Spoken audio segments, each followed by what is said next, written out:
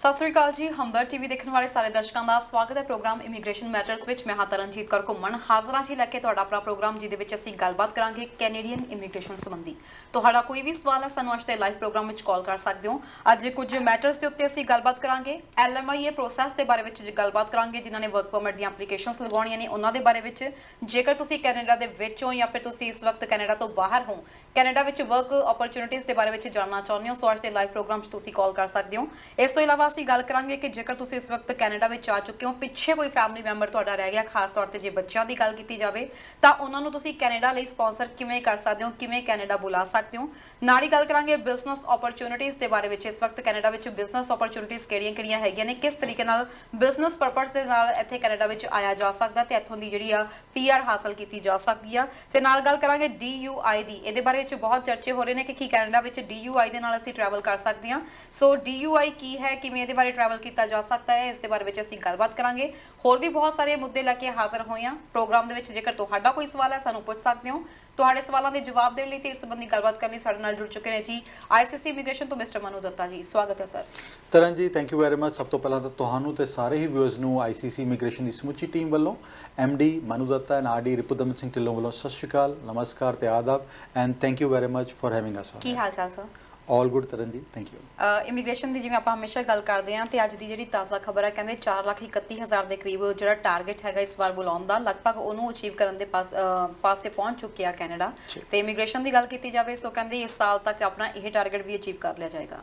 There is no doubt तरण जी, ਅਗਸਤ ਦੇ and ਤੱਕ 3 lakh applicants ਨੂੰ ਇਮੀਗ੍ਰੇਸ਼ਨ ਗ੍ਰਾਂਟ ਕਰ ਦਿੱਤੀ ਗਈ ਹੈ, PR ਗ੍ਰਾਂਟ ਕਰ ਦਿੱਤੀ ਗਈ 3 ਲੱਖ। ਓਕੇ, ਸੋ ਅਗਲੇ 4 ਮਹੀਨਿਆਂ ਦੇ ਵਿੱਚ ਸੈਪਟੈਂਬਰ, ਅਕਤੂਬਰ, ਨਵੰਬਰ, ਦਸੰਬਰ 1,31,000 ਦੇਣੀ ਹੈ, which is a done deal for the immigration department.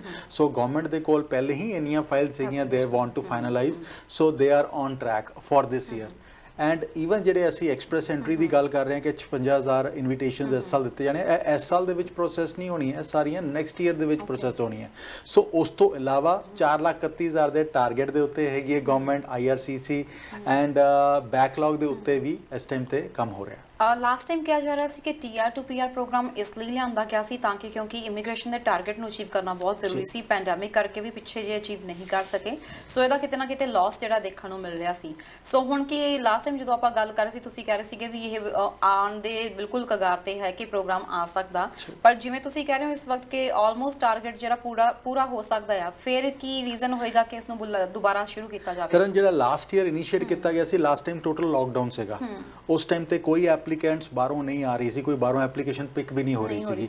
So even ਜਿਨ੍ਹਾਂ ਦੀ ਫੈਮਿਲੀ ਮੈਂਬਰਸ ਬਾਹਰ ਬੈਠੇ ਹੋਏ ਸੀਗੇ ਉਹ ਵੀ ਐਪਲੀਕੇਸ਼ਨਸ ਔਨ ਹੋਲਡ ਪੈ ਗਈਆਂ ਸੀਗੀਆਂ। ਸੋ ਇਸ ਵਾਸਤੇ ਕੀਤਾ ਗਿਆ ਸੀਗਾ ਤਾਂ ਕਿ ਵਿਦਨ ਕੈਨੇਡਾ ਐਪਲੀਕੈਂਟਸ ਨੂੰ ਅਸੀਂ ਪ੍ਰਾਇੋਰਟੀ ਦੇ ਸਕੀਏ ਤਾਂ ਕਿ ਉਹ ਕੁਆਲੀਫਾਈ ਹੋ ਸਕਣ। ਐਂਡ ਤੁਹਾਨੂੰ ਯਾਦ ਹੋਏਗਾ 75 ਦੇ ਡਰਾਅ ਦੇ ਉੱਤੇ, ਉਸ ਤੋਂ ਬਾਅਦ 357, 367 ਦੇ ਆਸ-ਪਾਸ ਦੇ ਕਈ ਡਰਾਅ, ਮਲਟੀਪਲ ਡਰਾਅ ਸੀਗੇ।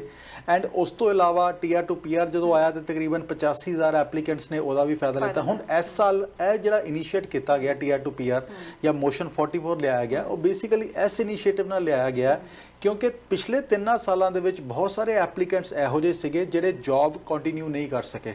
ਸੋ ਜੌਬ ਤੋਂ ਉਹਨਾਂ ਨੂੰ ਲੇ-ਆਫਸ ਹੋ ਗਈਆਂ, ਉਹਨਾਂ ਦਾ ਜਿਹੜਾ ਪੋਸਟ ਗ੍ਰੈਡ ਵਰਕ ਪਰਮਿਟ ਸੀਗਾ ਉਹ ਪੂਰਾ ਯੂਟਿਲਾਈਜ਼ ਨਹੀਂ ਕਰ ਸਕੇ। ਸੋ ਉਹਨਾਂ ਨੂੰ ਹੈਲਪ ਕਰਨ ਵਾਸਤੇ ਇਹ ਦੁਬਾਰਾ ਪ੍ਰੋਗਰਾਮ ਲੈ ਕੇ ਆਇਆ ਜਾ ਰਿਹਾ। ਸੋ ਐਸੇ ਵਾਸਤੇ ਜਿਹੜੇ ਮਿਨਿਸਟਰਸ, ਜਿਹੜੇ MP ਸਾਹਿਬ ਹੈਗੇ ਨੇ, ਜਿਹੜੇ ਸਾਰਾ ਲੈ ਕੇ ਆਏ ਨੇ ਇਨੀਸ਼ੀਏਟਿਵ ਲਿੱਤਾ ਸਰੀ ਤੋਂ, ਉਹਨਾਂ ਨੇ ਤੇ ਬਾਕੀ ਸਾਰੇ ਕਾਕਸ ਨੇ ਤੇ ਬਾਕੀ ਸਾਰੀ ਪਾਰਟੀਜ਼ ਨੇ, ਦੇ ਵਰ ਆਲ ਯੂਨੈਨਿਮਸਲੀ ਔਨ ਦਿਸ ਕਿ ਅਸੀਂ ਵੀ ਵਾਂਟ ਅ ਪ੍ਰੋਗਰਾਮ ਜਿੱਥੇ ਅਸੀਂ ਇਹੋ ਜਿਹੇ ਐਪਲੀਕੈਂਟਸ ਨੂੰ ਜਾਣ ਨਾ ਦਈਏ ਵਾਪਸ।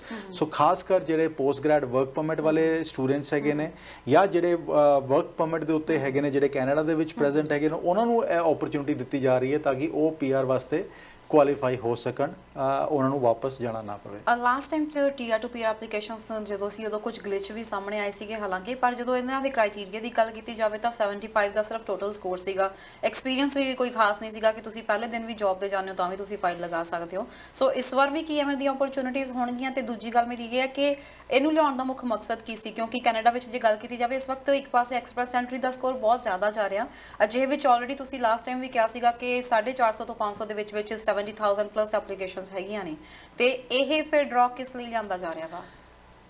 ਤਰਨ ਪਹਿਲੀ ਗੱਲ ਤਾਂ ਜਿਹੜਾ ਲਾਸਟ ਟੀਆਰ ਟੂ ਪੀਆਰ ਸੀਗਾ ਉਹ ਪੁਆਇੰਟ ਸਿਸਟਮ ਤੋਂ ਬਿਨਾਂ ਹੀ ਸੀਗਾ, ਬਿਨਾਂ ਸੀ। ਕੋਈ ਪੁਆਇੰਟ ਸਿਸਟਮ ਨਹੀਂ ਸੀਗਾ। 75 ਤੋਂ ਉਸ ਤੋਂ ਪਹਿਲੇ ਵਾਲਾ ਡਰਾ ਸੀਗਾ ਜਦ 27332 ਇਨਵੀਟੇਸ਼ਨਸ ਦਿੱਤੇ ਗਏ ਸੀਗੇ। ਸੋ ਟੀਆਰ ਟੂ ਪੀਆਰ ਦੇ ਵਿੱਚ ਉਹ ਵੀ ਸਟੂਡੈਂਟਸ ਕੁਆਲੀਫਾਈ ਹੋ ਗਏ ਜਿਨ੍ਹਾਂ ਨੇ ਅਪ੍ਰੈਲ ਦੇ ਵਿੱਚ ਪਾਸ ਆਊਟ ਹੋਏ ਸੀ ਤੇ 5 ਮਈ ਨੂੰ ਜਦੋਂ ਐਪਲੀਕੇਸ਼ਨ 6 ਮਈ ਨੂੰ ਖੁੱਲੀ ਤੇ ਉਹ ਉਹਨਾਂ ਦੀ ਐਪਲੀਕੇਸ਼ਨ ਸਿਸਟਮ ਬਟ ਉਹਨਾਂ ਕੋਲ ਜੌਬ ਸੀਗੀ ਤੇ ਮੈਡੀਕਲਸ ਹੋਏ ਹੋਏ ਸੀਗੇ, ਪੁਲਿਸ ਕਲੀਅਰੈਂਸ ਸੀਗੀ, ਆਈਲੈਟਸ ਕੀਤਾ ਹੋਇਆ ਸੀਗਾ। ਸੋ ਉਹ ਸਾਰੇ ਸਟੂਡੈਂਟਸ ਪਿਕ ਹੋ ਗਏ। ਹੁਣ ਇਸ ਸਾਲ ਦੇ ਵਿੱਚ ਲਿਆਉਣ ਦਾ ਸਭ ਤੋਂ ਵੱਡਾ ਪਰਪਸ ਹੈਗਾ ਜਿਹੜੇ ਸਟੂਡੈਂਟਸ ਕੁਆਲੀਫਾਈ ਨਹੀਂ ਹੋ ਸਕੇ ਜਾਂ ਜਿਹੜੇ ਵਰਕ ਪਰਮਿਟਸ ਵਾਲੇ ਐਪਲੀਕੈਂਟਸ ਕੁਆਲੀਫਾਈ ਨਹੀਂ ਹੋ ਸਕੇ ਉਹਨਾਂ ਵਾਸਤੇ ਇਹ ਪ੍ਰਾਇੋਰਟੀ ਹਲੇ ਟੋਟਲ ਕਿਸ ਤਰ੍ਹਾਂ ਅਨਫੋਲਡ ਹੋਏਗਾ ਪ੍ਰੋਗਰਾਮ ਉਹ ਅਗਲੇ 2-3 ਦਿਨਾਂ ਦੇ ਵਿੱਚ ਪਤਾ ਚੱਲ ਜਾਏਗਾ ਬਿਕੋਜ਼ 8 ਤੋਂ 12 ਤਰੀਕ ਦੇ ਵਿੱਚ ਸਾਰਾ ਪ੍ਰੋਗਰਾਮ ਦੀ ਰੂਪਰੇਖਾ ਕਿਹੜੇ ਐਪਲੀਕੈਂਟਸ ਕੁਆਲੀਫਾਈ ਕਰਨਗੇ, ਕੌਣ ਕੀ ਰਿਕੁਆਇਰਮੈਂਟਸ ਹੋਏਗੀ, ਕਿਹੜੇ ਆਕੂਪੇਸ਼ਨਸ ਪਿਕ ਹੋਣਗੇ, ਉਹ ਸਾਰੇ ਅਗਲੇ 2 ਤੋਂ 4 ਦਿਨਾਂ ਦੇ ਵਿੱਚ ਡਿਟੇਲਸ ਸਾਹਮਣੇ ਆ ਜਾਣਗੀਆਂ। ਮੈਂ ਬਟ ਅੱਜ ਸਟੂਡੈਂਟਸ ਨੂੰ ਇੱਕ ਚੀਜ਼ ਜ਼ਰੂਰ ਕਹੂੰਗਾ कि बी प्रिपेयर्ड बिकॉज पिछली वारी बहुत सारे स्टूडेंट्स ऐस करके रह गए किसी को आईलैट्स नहीं सीगा, किसी को पुलिस क्लीयरेंस नहीं सीगा या किसी ने मैडिकल्स नहीं करवाए हुए सीगे। बट ईवन जे कोई एक्सपायर्ड ਇਹੋ ਜਿਹੀ ਚੀਜ਼ ਵੀ ਹੈਗੀ ਹੈ ਤੇ ਗੋ ਫॉर ਦਿਸ ਤਾਂ ਕਿ ਤੁਸੀਂ ਆਪਣੀ ਐਪਲੀਕੇਸ਼ਨ ਸਬਮਿਟ ਕਰ ਸਕੋ। ਜਿਵੇਂ ਤੁਸੀਂ ਇਸ ਦੇ ਬਾਰੇ ਵਿੱਚ ਗੱਲਬਾਤ ਕੀਤੀ ਹੈ ਤੇ ਸਰ ਇਹਦੇ ਵਿੱਚ ਕੀ ਰਿਕੁਆਇਰਮੈਂਟਸ ਹੋ ਸਕਦੀਆਂ ਜਾਂ ਕੀ ਰੈਡੀ ਰੱਖਣਾ ਚਾਹੀਦਾ ਵਾ ਜੇ ਪ੍ਰੋਗਰਾਮ ਆਉਂਦਾ ਹੈ ਤੇ ਤੁਹਾਡੇ ਕੋਲ ਇਹ ਵਾਲੇ ਡਾਕੂਮੈਂਟਸ ਜਿਹੜੇ ਆ ਰੈਡੀ ਹੋਣ। ਆਇਲਟਸ ਦਾ ਕੀ ਰਿਕੁਆਇਰਮੈਂਟ ਹੋਏਗੀ ਇਹਦੇ ਵਿੱਚ? ਤਰਨ ਕੋਈ ਪਤਾ ਨਹੀਂ ਹਲੇ ਆਇਲਟਸ ਦੇ ਕੀ ਰਿਕੁਆਇਰਮੈਂਟਸ ਹੋਏਗਾ ਬਿਕੋਜ਼ ਲਾਸਟ ਟਾਈਮ ਤਾਂ ਬੜੀ ਬੇਸਿਕ ਰਿਕੁਆਇਰਮੈਂਟ ਸੀਗੀ 4 ਬੈਂਡਸ ਜਾਂ 5 ਬੈਂਡ ਦੀ ਰਿਕੁਆਇਰਮੈਂਟ ਸੀਗੀ।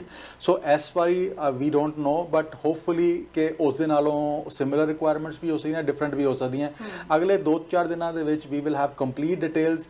ਹਾਂ ਜਦ ਤੱਕ ਨਹੀਂ ਆਂਦਾ ਤਾਂ ਤੱਕ ਆਪਣਾ ਤੁਸੀਂ ਪੁਲਿਸ ਕਲੀਅਰੈਂਸ ਜ਼ਰੂਰ ਤੁਹਾਡੇ ਕੋਲ ਹੋਣਾ ਚਾਹੀਦਾ ਇਸ ਕੰਟਰੀ 'ਚੋਂ ਵੀ, ਕੈਨੇਡਾ ਦੇ ਵਿੱਚੋਂ ਵੀ ਐਂਡ ਬੈਕ ਹੋਮ ਤੋਂ ਵੀ। ਜਿਸ ਕੰਟਰੀ ਦੇ ਵਿੱਚ 18 ਸਾਲ ਤੋਂ ਬਾਅਦ ਤੁਸੀਂ 6 ਮਹੀਨੇ ਤੋਂ ਵੱਧ ਰਹੇ ਹੋ ਤੁਹਾਡੇ ਕੋਲ ਉਸ ਕੰਟਰੀ ਦਾ ਪੁਲਿਸ ਕਲੀਅਰੈਂਸ ਚਾਹੀਦਾ ਹੈਗਾ। ਆਈਲੈਟਸ ਤੁਹਾਡੇ ਕੋਲ ਹੈਂਡੀ ਹੋਣਾ ਚਾਹੀਦਾ ਜਿਹੜਾ ਤੁਹਾਡੇ ਕੋਲ ਸਰਟੀਫਿਕੇਟ ਹੋਵੇ। ਤੀਸਰਾ ਤੁਹਾਡੇ ਕੋਲ ਮੈਡੀਕਲਸ ਹੋਏ ਹੋਣੇ ਚਾਹੀਦੇ ਨੇ। ਸੋ ਆਹ 3 ਬੇਸਿਕ ਰਿਕੁਆਇਰਮੈਂਟਸ ਹੈਗੀਆਂ and be ready for it and we will probably share details in next 2 or 3 days ਜਿਸ ਤਰ੍ਹਾਂ ਹੀ ਅਪਲੋਡਸ ਹੋਣਗੀਆਂ ਜੀ। ਜਦੋਂ ਲਾਸਟ ਟਾਈਮ ਆਪਾਂ ਗੱਲ ਕੀਤੀ ਸੀ ਤੁਸੀਂ ਕਿਹਾ ਸੀ ਕਿ ਕੁਝ ਨੌਕ ਜਿਹੜਾ ਕੋਰਸ ਉਹ ਵੀ ਸ਼ਾਇਦ ਚੇਂਜ ਕੀਤੇ ਜਾ ਰਹੇ ਨੇ। ਟਰੱਕਰਸ ਦੀ ਸਾਨੂੰ ਉਸ ਵਕਤ ਕਾਫੀ ਪਿੱਛੋਂ ਮੈਸੇजेस ਆ ਰਹੇ ਸੀਗੇ ਕਿ ਉਹ ਪੁੱਛਣਾ ਚਾਹੁੰਦੇ ਨੇ ਕਿ ਉਹਨਾਂ ਦੇ ਬਾਰੇ ਵਿੱਚ ਵੀ ਕੋਈ ਗਵਰਨਮੈਂਟ ਫੈਸਲਾ ਲੈ ਰਹੀ ਹੈ ਕਿਉਂਕਿ ਇਸ ਵਕਤ ਉਹਨਾਂ ਨੂੰ ਵੀ ਕਾਫੀ ਪਰੇਸ਼ਾਨੀ ਹੋ ਰਹੀ ਹੈ, ਪਿੱਛੇ ਫੈਮਿਲੀਜ਼ ਨੂੰ ਵੀ ਅਜੇ ਸਪਾਂਸਰ ਕਰਨ ਦੇ ਐਲੀਜੀਬਲ ਨਹੀਂ ਉਹ। ਤਰਨ ਉਹ ਜਿਹੜੀ ਟੀਅਰ ਚੇਂਜਸ ਹੈਗੀਆਂ ਜਾਂ ਨੌਕ ਕੋਡ ਚੇਂਜਸ ਹੈਗੀਆਂ ਉਹ ਹਲੇ ਨਹੀਂ ਆ ਰਹੀਆਂ, ਉਹ ਨਵੰਬਰ ਔਨਵਰਡਸ ਇੰਪਲੀਮੈਂਟ ਹੋਣਗੀਆਂ। ਉਹ ਟੀਅਰ ਸਿਸਟਮ ਆ ਰਿਹਾ, ਨਵਾਂ ਨੌਕ ਕੋਡ ਆ ਜਾਏਗਾ। ਸੋ ਨਵੇਂ ਨੌਕ ਕੋਡ ਦੇ under tier 1, tier 2, tier 3, tier 4 and tier 5 ਆਣਗੇ ਐਂਡ ਬਹੁਤ ਸਾਰੇ ਨੌਕਸ ਜਿਹੜੇ ਨੌਕ ਸੀ ਦੇ ਵਿੱਚ ਐਗਜ਼ਿਸਟ ਕਰਦੇ ਸੀਗੇ ਉਹ ਟੀਅਰ ਦੇ ਵਿੱਚ ਚਲੇ ਜਾਣਗੇ ਜਿਹੜੇ ਨੌਕ ਬੀ ਦੇ ਵਿੱਚ ਆਣਗੇ। ਸੋ ਉਹਦੇ ਵਿੱਚ ਉਹ ਸਾਰੇ 16 ਆਕੂਪੇਸ਼ਨਸ ਇਹੋ ਜਿਹੇ ਹੈਗੇ ਨੇ ਜਿਹੜੇ ਪਿਕ ਕੀਤੇ ਜਾ ਰਹੇ ਨੇ। ਸੋ ਉਹ 16 ਆਕੂਪੈਂਟਸ ਜੇ LMI ਤੇ ਕੈਨੇਡਾ ਦੇ ਵਿੱਚ ਹੋਣਗੇ ਤੇ ਉਹਨਾਂ ਦੇ ਪਹਿਲੀ ਗੱਲ ਤਾਂ ਉਹ ਐਕਸਪ੍ਰੈਸ ਐਂਟਰੀ ਦੇ ਵਿੱਚ ਐਪਲੀਕੇਸ਼ਨ ਲਗਾਉਣ ਵਾਸਤੇ ਐਲੀਜੀਬਲ ਹੋ ਜਾਣਗੇ। ਪਹਿਲਾਂ ਤਾਂ ਐਪਲੀਕੇਸ਼ਨ ਲੱਗ ਹੀ ਨਹੀਂ ਸਕਦੀਆਂ ਸੀਗੀਆਂ ਇਹਨਾਂ ਟ੍ਰੇਡ ਦੇ ਵਿੱਚ ਕਿਉਂਕਿ ਨੌਕਸੀ ਦੇ ਵਿੱਚ ਤੁਸੀਂ ਐਕਸਪ੍ਰੈਸ ਐਂਟਰੀ 'ਚ ਕੁਆਲੀਫਾਈ ਨਹੀਂ ਕਰਦੇ। ਸੋ ਹੁਣ ਐਕਸਪ੍ਰੈਸ ਐਂਟਰੀ 'ਚ ਵੀ ਕੁਆਲੀਫਾਈ ਕਰੋਗੇ। ਦੂਸਰਾ ਜੇ ਵਰਕ ਪਰਮਿਟ ਤੁਹਾਨੂੰ ਕੈਨੇਡਾ ਦਾ ਹੈਗਾ ਤੁਹਾਡੇ ਕੋਲ ਤੇ ਤੁਹਾਡਾ ਫੈਮਿਲੀ ਵੀ ਡਿਪੈਂਡੈਂਟ ਵੀਜ਼ਾਸ ਵਾਸਤੇ ਐਲੀਜੀਬਲ ਹੈਗੀ ਹੈ। ਤੁਹਾਡਾ ਸਪਾਊਸ ਓਪਨ ਵਰਕ ਪਰਮਿਟ ਮਿਲਣਗੇ, ਬੱਚੇ ਨੂੰ ਸਟੱਡੀ ਪਰਮਿਟ ਮਿਲਣਗੇ and they can go to school without spending a single cent till grade 12। ਜੀ ਗੱਲ ਕਰਾਂਗੇ, ਸਾਡੇ ਨਾਲ ਕਾਲਰਸ ਜੁੜ ਗਏ ਨੇ। ਸਤਿ ਸ਼੍ਰੀ ਅਕਾਲ ਜੀ, ਕਿੱਥੋਂ ਬੋਲ ਰਹੇ ਹੋ ਤੇ ਕੀ ਸਵਾਲ ਹੈ? ਹਾਂਜੀ ਸਤਿ ਸ਼੍ਰੀ ਅਕਾਲ ਜੀ। ਹਾਂਜੀ ਕੈਲਗਰੀ ਤੋਂ ਬੋਲ ਰਿਹਾ ਜੀ। ਮੇਰਾ ਸਵਾਲ ਇਹ ਹੈ ਕਿ ਮੇਰੀ ਪੀਆਰ ਦੇ ਅਪ੍ਰੈਲ ਦੇ ਵਿੱਚ ਪੀਆਰ ਆ ਗਈ ਸੀਗੀ ਤੇ ਉਸ ਤੋਂ ਬਾਅਦ ਜਦੋਂ ਮੈਨੂੰ ਉਹਨਾਂ ਨੇ ਕਾਰਡ ਭੇਜਿਆ ਮੇਰੀ ਤੇ ਮੇਰੀ ਵਾਈਫ ਦੀ, ਉਹ ਮੇਰੀ ਵਾਈਫ ਦਾ ਕਾਰਡ ਸਹੀ ਸੀ ਤੇ ਮੇਰੇ ਪੀਆਰ ਕਾਰਡ ਤੇ ਉਹਨਾਂ ਨੇ ਫੋਟੋ ਕਿਸੇ ਹੋਰ ਦੀ ਲਾ ਕੇ ਇਮੀਗ੍ਰੇਸ਼ਨ ਨੇ ਰੌਂਗ ਭੇਜਤੀ। ਉਸ ਤੋਂ ਬਾਅਦ ਮੈਂ ਉਹਨਾਂ ਨੂੰ ਵਾਪਸ ਐਪਲੀਕੇਸ਼ਨ ਕੀਤੀ ਤਾਂ ਅਪ੍ਰੈਲ 29 ਨੂੰ ਮੈਂ ਉਹਨਾਂ ਨੂੰ ਵਾਪਸ ਫਾਰਮ ਭਰ ਕੇ ਸਾਰਾ ਕੁਝ ਭਰ ਕੇ ਉਹਨਾਂ ਨੂੰ ਵਾਪਸ ਭੇਜਤੀ ਸੀਗੀ ਤੇ ਹੁਣ ਤੱਕ ਮੇਰਾ ਪੀਆਰ ਕਾਰਡ ਨਹੀਂ ਨਿਊ ਆਇਆ ਜੀ। ਮੈਂ ਇਹ ਪੁੱਛਣਾ ਸੀ ਕੀ ਟਾਈਮ ਲੱਗ ਰਿਹਾ, ਕਿੰਨਾ ਕਾ ਵੀ ਮੈਨੂੰ ਮੈਂ ਕਾਲ ਵੀ ਕੀਤੀ ਆ ਤੇ ਉਹ ਕਹਿੰਦੇ ਆ ਸਾਨੂੰ ਪਤਾ ਨਹੀਂ ਕੁਝ ਤੇਰੀ ਫਾਈਲ ਦੇ ਬਾਰੇ ਤੇ ਜਸਟ ਵੇਟ ਕਰੋ। ਜੀ ਤੁਸੀਂ ਟੀਵੀ ਸਕਰੀਨ ਤੇ ਆਨਸਰ ਸੁਣ ਸਕਦੇ ਹੋ ਜੀ। ਥੈਂਕ ਯੂ, ਤੁਸੀਂ ਪ੍ਰੋਗਰਾਮ 'ਚ ਕਾਲ ਕੀਤੀ ਹੈ। ਥੈਂਕ ਯੂ ਜੀ। ਜੀ ਸਰ। ਬ੍ਰਦਰ ਜੀ ਤੁਹਾਨੂੰ ਆਪਣੇ ਮੈਂਬਰ ਪਾਰਲੀਮੈਂਟ ਦੀ ਹੈਲਪ ਲੈਣੀ ਚਾਹੀਦੀ ਹੈ ਐਂਡ ਜਿਹੜੇ ਤੁਹਾਡੇ ਏਰੀਆ ਦੇ ਤੁਹਾਡੀ ਕਨਸਟੀਟੂਐਂਸੀ ਦੇ ਮੈਂਬਰ ਪਾਰਲੀਮੈਂਟ ਹੈਗੇ ਨੇ ਉਹਨਾਂ ਨੂੰ ਰਿਕੁਐਸਟ ਕਰੋ ਤੁਹਾਡੇ ਕੇਸ ਦੇ ਅਪਡੇਟਸ ਬਾਰੇ and he might be in a position to help you out in this situation. Otherwise normal processing time 4 ਤੋਂ 6 ਮਹੀਨਿਆਂ ਦਾ ਹੈਗਾ for any such applications ਜਿੱਥੇ changes request ਕੀਤੀਆਂ ਜਾਂਦੀਆਂ ਹੈਗੀਆਂ। ਟਰੱਕ ਡਰਾਈਵਰਸ ਦੇ ਨਾਲ ਆਪਾਂ ਥੋੜੀ ਜਿਹੀ ਉਹਨਾਂ ਦੇ ਬਾਰੇ ਵੀ ਗੱਲਬਾਤ ਕਰ ਲਈਏ ਜਿਹੜੇ ਕਿ ਇਸ ਵਕਤ ਫੈਮਿਲੀਜ਼ ਇੱਥੇ ਪਹੁੰਚ ਚੁੱਕੀਆਂ ਨੇ, ਪਰ ਕੁਝ ਉਹਨਾਂ ਦੇ ਜਿਹੜੇ ਪਿੱਛੇ ਫੈਮਿਲੀ ਮੈਂਬਰਸ ਜਾਂ ਲਾਸਟ ਫੈਮਿਲੀ ਮੈਂਬਰ ਪਿੱਛੇ ਰਹਿ ਗਏ ਨੇ, ਖਾਸ ਤੌਰ ਤੇ ਜੇ ਬੱਚਿਆਂ ਦੀ ਗੱਲ ਕੀਤੀ ਜਾਵੇ। ਸੋ ਕੀ ਆਪਸ਼ਨਸ ਹੈਗੇ ਕਿ ਉਹਨਾਂ ਨੂੰ ਇੱਥੇ ਬੁਲਾਇਆ ਜਾ ਸਕਦਾ ਹੈ ਤਾਂ ਕਿਸ ਤਰੀਕੇ ਨਾਲ ਬੁਲਾਇਆ? ਤਰਨ, ਉਸ ਤੋਂ ਪਹਿਲਾਂ ਅਸੀਂ ਜਿਹੜੇ 16 ਆਕੂਪੇਸ਼ਨ ਟਰੱਕ ਡਰਾਈਵਰਸ ਬਾਰੇ ਦੀ ਗੱਲ ਕਰ ਰਹੇ ਆਪਾਂ ਉਹਦੇ ਬਾਰੇ ਗੱਲ ਕਰਦੇ ਹਾਂ। ਸੋ 16 ਆਕੂਪੇਸ਼ਨਸ ਹੈਗੇ ਨੇ ਜਿਹੜੇ ਚੇਂਜ ਹੋ ਰਹੇ ਨੇ ਟੀਅਰ ਦੇ ਵਿੱਚ, ਬਟ ਅੱਜ ਵੀ ਜਦੋਂ ਸਰਵਿਸ ਕੈਨੇਡਾ LMIA ਇਸ਼ੂ ਕਰ ਰਹੀ ਹੈਗੀ ਹੈ, ਸੋ ਉਹਦੇ ਵਿੱਚ ਤੁਹਾਡੇ ਸਪਾਊਸ ਡਿਪੈਂਡੈਂਟ ਵੀਜ਼ਾ ਤੇ ਤੁਹਾਡੇ ਬੱਚੇ ਡਿਪੈਂਡੈਂਟ ਵੀਜ਼ਾ ਲੈਣ ਵਾਸਤੇ ਐਲੀਜੀਬਲ ਹੈਗੇ ਨੇ।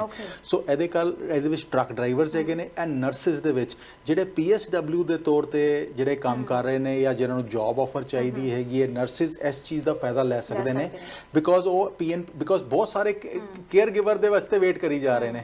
ਇਸ ਟਾਈਮ ਤੇ ਅਸੀਂ ਗੱਲ ਕਰੀਏ ਤੇ ਤਕਰੀਬਨ 20 ਤੋਂ 24,000 ਐਪਲੀਕੈਂਟਸ ਇਹੋ ਜਿਹਾ ਹੈਗਾ ਜਿਹੜਾ ਕੇਅਰ ਗਿਵਰ ਦੀ ਐਪਲੀਕੇਸ਼ਨਸ ਵਾਸਤੇ ਵੇਟ ਕਰ ਰਿਹਾ ਹੈਗਾ। 19 ਵਾਲੇ ਵੀ ਐਪਲੀਕੈਂਟਸ ਹੈਗੇ ਨੇ, 20 ਵਾਲੇ ਵੀ ਹੈਗੇ ਨੇ, 21 ਵਾਲੇ ਵੀ ਹੈਗੇ ਨੇ, 22 ਵਾਲੇ ਵੀ ਹੈਗੇ ਨੇ, 23 ਵਾਲੇ ਵੀ ਤਿਆਰ ਹੋ ਕੇ ਬੈਠੇ ਨੇ। ਸੋ ਉਹ ਸਾਰੇ ਐਪਲੀਕੈਂਟਸ ਨੂੰ ਮੈਂ ਕਹੂੰਗਾ ਜਿਹੜੇ ਖਾਸ ਕਰ 21, 22, 23 ਵਾਲੇ ਹੈਗੇ ਨੇ ਕਿ ਜੇ ਤੁਹਾਨੂੰ ਜੌਬ ਆਫਰ ਮਿਲਦੀ ਹੈ even as a nurse orderly as a PSW, go for that because ਉਹ ਨੌਕ B ਦੇ ਵਿੱਚ ਆ ਰਿਹਾ, ਉਹਦੇ ਪੁਆਇੰਟਸ ਵੀ ਤੁਹਾਨੂੰ ਮਿਲ ਸਕਣਗੇ, ਤੁਹਾਡੇ ਫੈਮਿਲੀ ਵੀ ਡਿਪੈਂਡੈਂਟ ਵੀਜ਼ਾ ਤੇ ਆ ਸਕਣਗੇ। ਸੋ ਖਾਸ ਕਰ ਨਰਸਿਸ, ਜੇ ਕੋਈ ਇਹੋ ਜਿਹਾ ਐਪਲੀਕੈਂਟ ਹੈਗਾ ਆ ਜਿਹਨੇ BSc ਨਰਸਿੰਗ ਕੀਤੀਆਂ ਹੋਈਆਂ ਜਾਂ GNM ਵੀ ਕੀਤੀ ਹੋਈ ਹੈ, ਜੇ BSc ਨਰਸਿੰਗ ਕੀਤੀ ਹੋਈ ਤਾਂ ਬੈਟਰ ਹੈਗਾ ਬਿਕੋਜ਼ ਉਹਦੇ ਨਾਲ ਤੁਸੀਂ ਬੈਚਲਰਸ ਦੇ ਪੁਆਇੰਟ, ਜੇ ਤੁਹਾਨੂੰ ਡਿਗਰੀ ਅਸੈਸਮੈਂਟ ਆਰਾਮ ਨਾਲ ਹੋ ਜਾਏਗੀ। ਜੇ GNM ਕੀਤੀ ਹੋਈ ਹੈ, ਜੇ ਅਸੈਸਮੈਂਟ ਹੋਈ ਹੋਈ ਹੈ 3 ਇਅਰਸ ਦੀ, ਤੇ absolutely you can also benefit out of this. ਨਹੀਂ ਤਾਂ ਇਹ EMPLOYERS ਇਹੋ ਜਿਹੇ ਹੈਗੇ ਨੇ ਜਿਹੜੇ PNPs ਦੇ ਵਿੱਚ ਤੁਹਾਨੂੰ ਕੱਲ ਨੂੰ ਹੈਲਪ ਕਰ ਸਕਦੇ ਨੇ। ਸੋ ਜੇ ਈਵਨ GNM ਵਾਲੇ ਵੀ ਹੈਗੇ ਨੇ ਤੇ PNP ਦੇ ਥਰੂ ਤੁਹਾਡੀ ਐਪਲੀਕੇਸ਼ਨ ਜ਼ਰੂਰ ਥਰੂ ਹੋ ਸਕਦੀ ਹੈ। ਗੱਲ ਕਰਾਂਗੇ, ਨੈਕਸਟ ਕਾਲਰ ਜੁੜ ਗਏ ਨੇ। ਸਤਿ ਸ਼੍ਰੀ ਅਕਾਲ ਜੀ, ਕਿੱਥੋਂ ਬੋਲ ਰਹੇ ਹੋ ਤੇ ਕੀ ਕੁਐਸਚਨ ਹੈ ਤੁਹਾਡਾ? ਸਤਿ ਸ਼੍ਰੀ ਅਕਾਲ ਜੀ ਤਰਨ ਜੀ ਤੇ ਮਨੋਜਤਾ ਜੀ ਤੇ ਸਾਰੇ ਸਰੋਤਿਆਂ ਨੂੰ ਸਤਿ ਸ਼੍ਰੀ ਅਕਾਲ ਜੀ। ਸਤਿ ਸ਼੍ਰੀ ਅਕਾਲ ਜੀ। ਅਸੀਂ ਜੀ ਬ੍ਰੈਂਪਟਨ ਤੋਂ ਬੋਲ ਰਹੇ ਹਾਂ ਜੀ। ਸਾਡਾ ਕੁਐਸਚਨ ਇਹ ਹੈ ਜੀ ਵੀ ਸਾਡਾ ਜੀ ਸਤੰਬਰ 21 ਦੇ ਵਿੱਚ ਪੇਰੈਂਟਸ ਐਂਡ ਗ੍ਰੈਂਡਪੇਰੈਂਟਸ ਐਪਲੀਕੇਸ਼ਨ ਦੇ ਵਿੱਚ ਸਾਡਾ ਜੀ ਲਾਟਰੀ ਨਿਕਲੀ ਸੀ।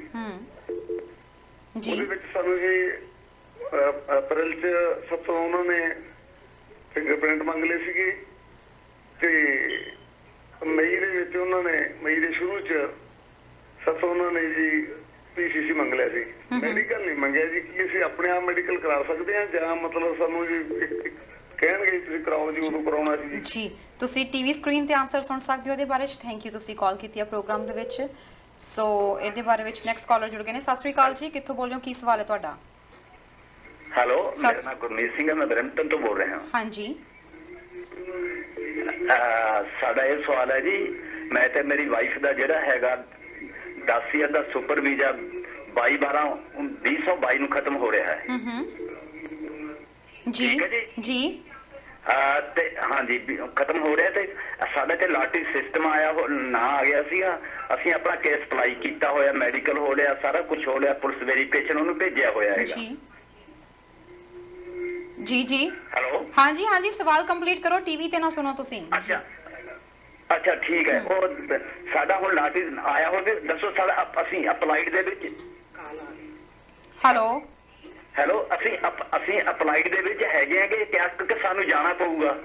ਜੀ, ਤੁਸੀਂ ਟੀਵੀ ਸਕਰੀਨ ਤੇ ਆਨਸਰ ਸੁਣ ਸਕਦੇ ਹੋ। ਥੈਂਕ ਯੂ ਕਾਲ ਕਰਨ ਦੇ ਲਈ। ਤੇ ਨੈਕਸਟ ਕਾਲਰ।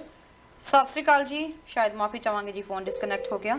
ਸੋ ਪਹਿਲਾਂ ਜਿਨ੍ਹਾਂ ਦੀ ਕਾਲ ਆਈ ਸੀ ਸੁਪਰ ਵੀਜ਼ਾ ਦੀ, ਉਹਨਾਂ ਨੇ ਕਿਹਾ ਸੀ ਕਿ ਲੋਟਰੀ ਦੇ ਵਿੱਚ ਉਹਨਾਂ ਦਾ ਜਦੋਂ ਨਾਮ ਆਇਆ ਹੋਇਆ, ਮੈਡੀਕਲ ਦੀ ਅਜੇ ਤੱਕ ਰਿਕਵੈਸਟ ਨਹੀਂ ਆਈ, ਕੀ ਸਾਨੂੰ ਕਰਵਾਉਣਾ ਚਾਹੀਦਾ ਜੀ? ਤੁਹਾਨੂੰ ਵੇਟ ਕਰਨਾ ਪੈਣਾ ਜੀ, ਮੈਡੀਕਲਸ ਵਾਸਤੇ ਤੁਹਾਨੂੰ ਵੇਟ ਕਰਨਾ ਪੈਣਾ। ਜਦੋਂ ਆਫੀਸਰਸ ਰਿਕੁਐਸਟ ਕਰਨਗੇ ਉਦੋਂ ਤੁਸੀਂ ਮੈਡੀਕਲਸ ਕਰਵਾ ਕੇ ਸਬਮਿਟ ਕਰਨੇ ਹੈਗੇ ਨੇ। ਐਂਡ ਨਾਰਮਲ ਪ੍ਰੋਸੈਸਿੰਗ ਟਾਈਮ ਹੈਗਾ ਜੀ 1.5 ਸਾਲ ਤੋਂ 2.5 ਸਾਲ ਦੇ ਵਿੱਚ ਆ ਪ੍ਰੋਸੈਸਿੰਗ ਟਾਈਮ ਨਾਰਮਲ ਲੱਗ ਰਿਹਾ ਹੈਗਾ। ਸੋ ਤੁਸੀਂ ਵੈਲ ਵਿਦਿਨ ਟਾਈਮ ਹੈਗੇ ਹੋ, ਤੇ ਕੋਈ ਬਿਯੋਂਡ ਟਾਈਮ ਤੁਹਾਡੀ ਐਪਲੀਕੇਸ਼ਨ ਨਹੀਂ ਹੋਈ ਹੈ ਜੀ। ਜੀ, ਨੈਕਸਟ ਹੈ ਬ੍ਰੈਂਪਟਨ ਤੋਂ ਕਾਲ ਆਈ ਸੀ ਜਿਨ੍ਹਾਂ ਨੇ ਕਿਹਾ ਕਿ ਅਪਲਾਈਡ ਸਟੇਟਸ ਵਿੱਚ ਹੋਏਗੀ ਕਿ ਵਾਪਸ ਜਾਣਾ ਪਏਗਾ। ਓਕੇ, ਤੁਹਾਡਾ ਦਸੰਬਰ ਦੇ ਵਿੱਚ ਸੁਪਰ ਵੀਜ਼ਾ ਤੁਸੀਂ ਕਿਹਾ ਕਿ ਐਕਸਪਾਇਰ ਹੋ ਰਿਹਾ, ਤੁਸੀਂ ਵਿਦਿਨ ਕੈਨੇਡਾ ਆਪਣੀ ਐਕਸਟੈਂਸ਼ਨਸ ਲੈ ਸਕਦੇ ਹੈਗੇ ਹੋ। ਐਂਡ 2 ਸਾਲ ਦੀ ਐਕਸਟੈਂਸ਼ਨ ਜਾਂ 5 ਸਾਲ ਦੀ ਵੀ ਐਕਸਟੈਂਸ਼ਨ ਤੁਹਾਨੂੰ ਮਿਲ ਸਕਦੀ ਹੈ, ਪ੍ਰੋਵਾਈਡਡ ਤੁਸੀਂ ਸਾਰੀਆਂ ਡਿਟੇਲਸ ਆਪਣੇ ਐਕਸਟੈਂਸ਼ਨ ਦੇ ਵਿੱਚ ਸਬਮਿਟ ਕਰੋ। ਈਵਨ ਇੰਸ਼ੋਰੈਂਸ ਲੈਟਰਸ ਵੀ ਤੁਹਾਨੂੰ ਨਾਲ ਸਬਮਿਟ ਕਰਨੀਆਂ ਚਾਹੀਦੀਆਂ। ਐਂਡ 5 ਸਾਲ ਦੀ ਵੀ ਐਕਸਟੈਂਸ਼ਨ ਮਿਲ ਸਕਦੀ ਹੈ। ਐਂਡ ਇੱਥੇ ਰਹਿੰਦਿਆਂ ਹੋਇਆਂ ਹੀ ਤੁਹਾਡੀ PR ਦੀ ਐਪਲੀਕੇਸ਼ਨ ਪ੍ਰੋਸੈਸ ਹੋ ਸਕਦੀ ਹੈ। ਸੋ ਉਸ ਇੰਸਟੈਂਸ ਦੇ ਵਿੱਚ ਤੁਹਾਨੂੰ ਵਾਪਸ ਜਾਣ ਦੀ ਲੋੜ ਨਹੀਂ ਪੈਣੀ ਜੇ ਤੁਸੀਂ ਐਕਸਟੈਂਸ਼ਨਸ ਲੈ ਲੈਂਦੇ ਹੈਗੇ ਹੋ ਤਾਂ। ਜੀ ਬਿਲਕੁਲ, ਆਪਾਂ ਵਾਪਸ ਆਪਣੇ ਟੌਪਿਕ ਦੇ ਉੱਤੇ ਆਈਏ। ਅਬ ਤੁਸੀਂ ਗੱਲ ਕਰ ਰਹੇ ਸੀਗੇ ਇਸ ਵਕਤ ਕਿ ਜਿਹੜੀ ਨੌਕ ਜੌਬਸ ਹੈਗੀਆਂ ਸੀ ਕਿ ਜਿਹੜੇ ਟਰੱਕ ਡਰਾਈਵਰਸ ਨੇ ਉਹ ਵੀ ਆਪਣੇ ਫੈਮਿਲੀ ਨੂੰ ਬੁਲਾ ਸਕਦੇ ਬਿਲਕੁਲ ਤਰਨ ਜੀ, ਹੁਣ ਖਾਸ ਕਰ ਜਿਹੜੇ ਨਰਸਿੰਗ ਦੀਆਂ Nursing ਜੌਬਸ ਦੀਆਂ, ਵਾਲੀਆਂ ਹੋ jobs ਗਈਆਂ ਵਾਲੀਆਂ ਨਰਸ, ਹੋ ਜੇ ਉਹਨਾਂ ਨੂੰ ਬਿਕੋਜ਼ ਐਜ਼ ਅ ਆਰਐਨ ਤੇ ਉਹਨਾਂ ਨੂੰ ਜੌਬ ਮਿਲ ਨਹੀਂ ਸਕਦੀ ਬਿਕੋਜ਼ ਉਹਨਾਂ ਦੇ ਕੋਲ ਲਾਇਸੈਂਸ ਨਹੀਂ ਨਹੀਂ ਹੈਗਾ ਹੈਗਾ। ਕੈਨੇਡਾ ਦੇ ਵਿੱਚ, ਬਟ ਐਜ਼ ਅ PSW ਦੇ ਵਜੋਂ। PSW ਦੇ ਤੌਰ ਤੇ ਤਾਂ ਜੌਬ ਮਿਲ ਸਕਦੀ ਹੈਗੀ ਹੈ, ਨਰਸ ਆਰਡਲੀ ਦੇ ਤੌਰ ਤੇ ਜੌਬ ਮਿਲ ਸਕਦੀ ਹੈ। ਸੋ ਕਾਫੀ ਸਾਰੇ ਇੱਥੇ ਰਿਟਾਇਰਮੈਂਟ ਹੋਮਸ ਹੈਗੇ ਨੇ ਜਿੱਥੇ ਤੁਹਾਨੂੰ EMPLOYMENT ਮਿਲ ਸਕਦੀ ਹੈ। ਸੋ ਉਹ ਰਿਟਾਇਰਮੈਂਟ ਹੋਮਸ ਦਾ ਨਾਰਮਲੀ ਰੈਵਨਿਊ PNPs ਵਾਸਤੇ ਸਾਰੇ ਕੁਆਲੀਫਾਈ ਕਰਦੇ ਨੇ, ਇਵਨ ਓਨਟਾਰੀਓ ਦੇ ਵਿੱਚ ਵੀ ਜਿਹੜੇ ਹੈਗੇ ਨੇ। ਐਂਡ ਓਨਟਾਰੀਓ ਦੇ ਵਿੱਚ ਇਹ ਆਕੂਪੇਸ਼ਨ ਨੌਕ ਇਨ ਡਿਮਾਂਡ ਕੈਟੇਗਰੀ ਦੇ ਵਿੱਚ ਵੀ ਫਾਲ ਕਰਦਾ ਹੈਗਾ।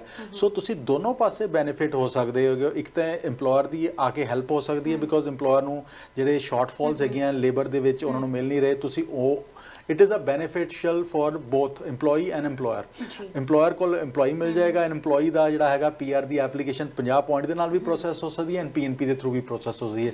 ਸੋ ਜਿੰਨੇ ਖਾਸ ਕਰ ਇਸ ਟਾਈਮ ਤੇ ਨਰਸਿੰਗ ਬੈਕਗ੍ਰਾਉਂਡ ਵਾਲੇ ਹੈਗੇ ਹੋ, ਜੇ ਤੁਸੀਂ ਕੋਈ ਇਨਫੋਰਮੇਸ਼ਨ ਲੈਣਾ ਚਾਹੁੰਦੇ ਹੋ ਇਹਨਾਂ ਪ੍ਰੋਗਰਾਮਸ ਬਾਰੇ, ਬਹੁਤ ਸਾਰੇ ਐਪਲੀਕੈਂਟਸ ਆਸਟ੍ਰੇਲੀਆ ਨਿਊਜ਼ੀਲੈਂਡ ਦੇ ਵਿੱਚ ਬੈਠੇ ਨੇ, ਉਹਨਾਂ ਦੀ ਫੈਮਲੀਜ਼ ਕੈਨੇਡਾ ਦੇ ਵਿੱਚ ਹੈਗੀਆਂ। ਇਫ ਯੂ ਆਰ ਵਨ ਸੱਚ ਐਪਲੀਕੈਂਟ ਜਿਹੜਾ ਕੈਨੇਡਾ ਮੂਵ ਹੋਣਾ ਚਾਹੁੰਦੇ ਹੋ, ਨਰਸ ਹੈਲਥ ਕੇਅਰ ਦੀ ਬੈਕਗ੍ਰਾਉਂਡ ਤੇ ਹੈਗੇ ਹੋ, ਤੇ ਆਪਣੇ CV ਸਾਡੇ ਨਾਲ ਸ਼ੇਅਰ ਕਰ ਦਿਓ। We might be able to assist you in this ਜੀ। ਐਪਲੀਕੇਸ਼ਨਸ। ਨੈਕਸਟ ਕਾਲਰ ਜੁੜ ਗਏ ਨੇ। ਸਤਿ ਸ਼੍ਰੀ ਅਕਾਲ ਜੀ, ਕਿੱਥੋਂ ਬੋਲ ਰਹੇ ਹੋ, ਕੀ ਸਵਾਲ ਹੈ ਤੁਹਾਡਾ? ਸਤਿ ਸ਼੍ਰੀ ਅਕਾਲ ਮੈਮ, ਮੈਂ ਵਿਨੀਪੈਗ ਤੋਂ ਬੋਲ ਰਹੀ ਹਾਂ। ਜੀ ਮੇਰੇ ਨਾ ਭਾਬੀ ਜੀ ਦਾ ਮੈਂ ਲਗਾਇਆ ਸੀਗਾ, ਨੈਲੀ ਦੇ ਥਰੂ ਲਗਾਇਆ ਸੀ, 2019 ਚ ਫਾਈਲ ਲਗਾਈ ਸੀ ਉਹਨਾਂ ਦੀ। ਉਹਨਾਂ ਦੇ ਬਾਇਓਮੈਟ੍ਰਿਕਸ ਹੋ ਗਏ ਸੀਗੇ ਜੀ। ਤੇ ਉਹਨਾਂ ਦੇ ਜਿਵੇਂ ਕੁਝ ਨਹੀਂ ਉਸ ਤੋਂ ਬਾਅਦ ਆਇਆ, ਤੇ ਫਿਰ ਉਹਨਾਂ ਦਾ ਇੰਡੀਆ 'ਚ ਜਿਵੇਂ ਉਹਨਾਂ ਦਾ ਬੇਬੀ ਬॉय ਹੋਇਆ ਵਾ, ਤੇ ਮੈਂ ਨੋਟੀਫਾਈ ਕੀਤਾ ਆ ਤਾਂ ਉਹਨਾਂ ਨੇ ਕੋਈ ਡਾਕੂਮੈਂਟੇਸ਼ਨ ਕੁਝ ਨਹੀਂ ਮੰਗਿਆ ਹੈਗਾ। ਤੇ ਮੇਰੇ ਭਾਬੀ ਜੀ ਨੇ GNM ਨਰਸਿੰਗ ਕੀਤੀ ਹੋਈ ਆ, ਤੇ ਮੈਂ ਰੀਸੈਂਟਲੀ ਉਹਨਾਂ ਦੀ ਅਸੈਸਮੈਂਟ ਕਰਵਾਈ ਆ। ਤੇ ਕਿੰਨਾ ਕੁ ਸਾਨੂੰ ਵੇਟ ਕਰਨੀ ਚਾਹੀਦੀ ਆ ਹੁਣ ਆਪਾਂ ਨੂੰ ਇਹਦੇ 'ਚ ਹੋਮ ਜਿਹੜਾ ਹੋਮ ਪਾਇਲਟ ਪ੍ਰੋਗਰਾਮ ਕੱਢਿਆ ਸੀ ਇਹਨਾਂ ਨੇ? ਤੁਸੀਂ 2019 ਚ ਲਾਈ ਹੈ ਨਾ ਫਾਈਲ? ਹਾਂਜੀ, ਹਜੇ ਅਸੀਂ ਵੇਟਿੰਗ 'ਚ ਹਾਂ, ਸਾਨੂੰ ਸਮਝ ਨਹੀਂ ਆ ਰਹੀ ਸੀ ਕੀ ਕਰੀਏ ਹੁਣ। ਜੀ ਸਰ, ਕੁਝ ਪੁੱਛਣਾ ਹੈ ਸਰ? ਇੱਕ ਚੀਜ਼ ਪੁੱਛੂੰਗਾ, ਅਸੈਸਮੈਂਟ ਹੁਣ ਕਿਉਂ ਕਰਵਾਈ ਹੈ? ਅਸੈਸਮੈਂਟ ਉਸ ਟਾਈਮ ਸਬਮਿਟ ਨਹੀਂ ਕੀਤੀ ਸੀਗੀ ਐਜੂਕੇਸ਼ਨ ਦੀ? ਹਾਂਜੀ ਸਰ, ਮੈਨੂੰ ਨਾ ਪਤਾ ਨਹੀਂ ਸੀਗਾ ਤੇ ਮੈਨੂੰ ਕਿਸੇ ਨੇ ਕਿਹਾ ਵੀ ਨਹੀਂ ਕਰਨ ਵਾਸਤੇ, ਤੇ ਮੈਨੂੰ ਜਿੰਨਾ ਕੋਲੋਂ ਮੈਂ ਇਮੀਗ੍ਰੇਸ਼ਨ ਕੋਲੋਂ ਲਵਾਈ ਆ, ਦੇ ਆਸਕ ਮੀ ਕਿ ਸਬ ਅਸੈਸਮੈਂਟ ਹੈਗੀ ਆ, ਦੈਨ ਉਹ ਕਹਿੰਦੇ ਤੁਸੀਂ ਰਾਈਟ ਅਵੇ ਕਰਵਾ ਲਓ, ਤੇ ਮੈਂ ਰਾਈਟ ਅਵੇ ਹੁਣੇ ਜਿਵੇਂ ਕਰਵਾਈ ਆ, 3-4 ਮਹੀਨੇ ਪਹਿਲਾਂ ਹੀ ਕਰਵਾਈ ਆ। ਆਪਾਂ ਟੀਵੀ ਸਕਰੀਨ ਤੇ ਆਨਸਰ ਸੁਣ ਸਕਦੇ ਹੋ ਜੀ। ਥੈਂਕ ਯੂ ਸੋ ਮਚ ਕਾਲ ਕਰਨ ਲਈ। ਜੀ ਸਰ। ਭੈਣ ਜੀ, ਜਿਹੜੀ ਇਹਦੀ ਰਿਕੁਆਇਰਮੈਂਟ ਹੈਗੀ ਹੈ ਨਾ ਇਸ ਪ੍ਰੋਗਰਾਮ ਦੀ, ਪਾਇਲਟ ਪ੍ਰੋਜੈਕਟ ਦੀ, ਇਹਦੇ ਵਿੱਚ ਤੁਹਾਡੇ ਕੋਲ ਗ੍ਰੇਡ 12 ਤੋਂ ਬਾਅਦ ਘੱਟੋ ਘੱਟ 1 ਸਾਲ ਡਿਪਲੋਮੇ ਦੀ ਅਸੈਸਮੈਂਟ ਜ਼ਰੂਰ ਹੋਣੀ ਚਾਹੀਦੀ ਹੈ, ਤਾਂ ਹੀ ਤੁਹਾਡੀ ਐਪਲੀਕੇਸ਼ਨ ਇਸ ਪਾਇਲਟ ਦੇ ਵਿੱਚ ਕੰਸੀਡਰ ਕੀਤੀ ਜਾਏਗੀ, ਅਦਰਵਾਈਜ਼ ਉਹ ਡਿਨਾਈ ਹੋ ਜਾਏਗੀ। So you should be submitting updated documents right away without wasting a single day and ਆਪਣੀ ਇਨਫੋਰਮੇਸ਼ਨ, ਬਿਕੋਜ਼ 2019 ਦੀ ਐਪਲੀਕੇਸ਼ਨ ਦਾ ਪ੍ਰੋਸੈਸ ਹੁੰਦੀਆਂ ਪਈਆਂ ਹੈਗੀਆਂ, ਤਾਂ ਤੁਸੀਂ ਯੂ ਆਰ ਆਲਮੋਸਟ ਦੇਅਰ ਜਿੱਥੇ ਐਪਲੀਕੇਸ਼ਨ ਜਾਂ ਤੇ ਡਿਨਾਈ ਹੋਏਗੀ ਜਾਂ ਵੀਜ਼ਾ ਗ੍ਰਾਂਟ ਹੋਏਗਾ। ਸੋ ਤੁਸੀਂ you should be submitting those documents right away without failing, and ਆਪਣੇ ਜਿਹੜੇ ਉਹਨਾਂ ਦਾ ਬੇਬੀ ਵੀ ਬੌਰਨ ਹੋਇਆ ਉਹਦੀ ਵੀ ਇਨਫੋਰਮੇਸ਼ਨ ਤੁਹਾਨੂੰ ਸਬਮਿਟ ਕਰਨੀ ਚਾਹੀਦੀ ਹੈ, ਡਾਕੂਮੈਂਟੇਸ਼ਨ ਸਾਰੀ ਸਬਮਿਟ ਕਰਨੀ ਚਾਹੀਦੀ ਹੈ। ਜੀ। Next caller. ਸਤਿ ਸ਼੍ਰੀ ਅਕਾਲ ਜੀ, ਕਿੱਥੋਂ ਬੋਲ ਰਹੇ ਹੋ, ਕੀ ਸਵਾਲ ਹੈ ਤੁਹਾਡਾ? ਸਾਡੇ ਕੁੜੀ ਪ੍ਰਾਹੁਣੇ ਦਾ ਤਾਂ ਵੀਜ਼ਾ ਲੱਗਿਆ ਹੋਇਆ ਸੀ ਤੇ ਬੱਚੇ ਉਹਨਾਂ ਦੇ ਜੋੜੇ ਸੀ 3, ਉਹਨਾਂ ਦਾ ਲਾਇਆ ਹੋਇਆ ਅਕਤੂਬਰ ਦਾ, ਤੇ ਸਾਨੂੰ ਕੁਝ ਨਹੀਂ ਦੱਸਦੇਗੇ, ਨਾ ਤਾਂ ਹਾਂ ਨਾ MP ਤੋਂ ਵੀ ਚਿੱਠੀ ਪਵਾਈ, ਉਹਨਾਂ ਨੂੰ ਵੀ ਕੁਝ ਨਹੀਂ ਜਵਾਬ ਆਇਆਗਾ। ਉਹ ਪੁੱਛਣਾ ਕਿਹੜਾ ਵੀਜ਼ਾ ਲਗਵਾਇਆ ਜੀ? Tourist visa? ਕਿਸ ਚੀਜ਼ ਦਾ ਵੀਜ਼ਾ ਆ? ਵਿਜ਼ਟਰ ਵੀਜ਼ਾ 8 ਸਾਲ ਦੇ ਬੱਚੇ ਆ।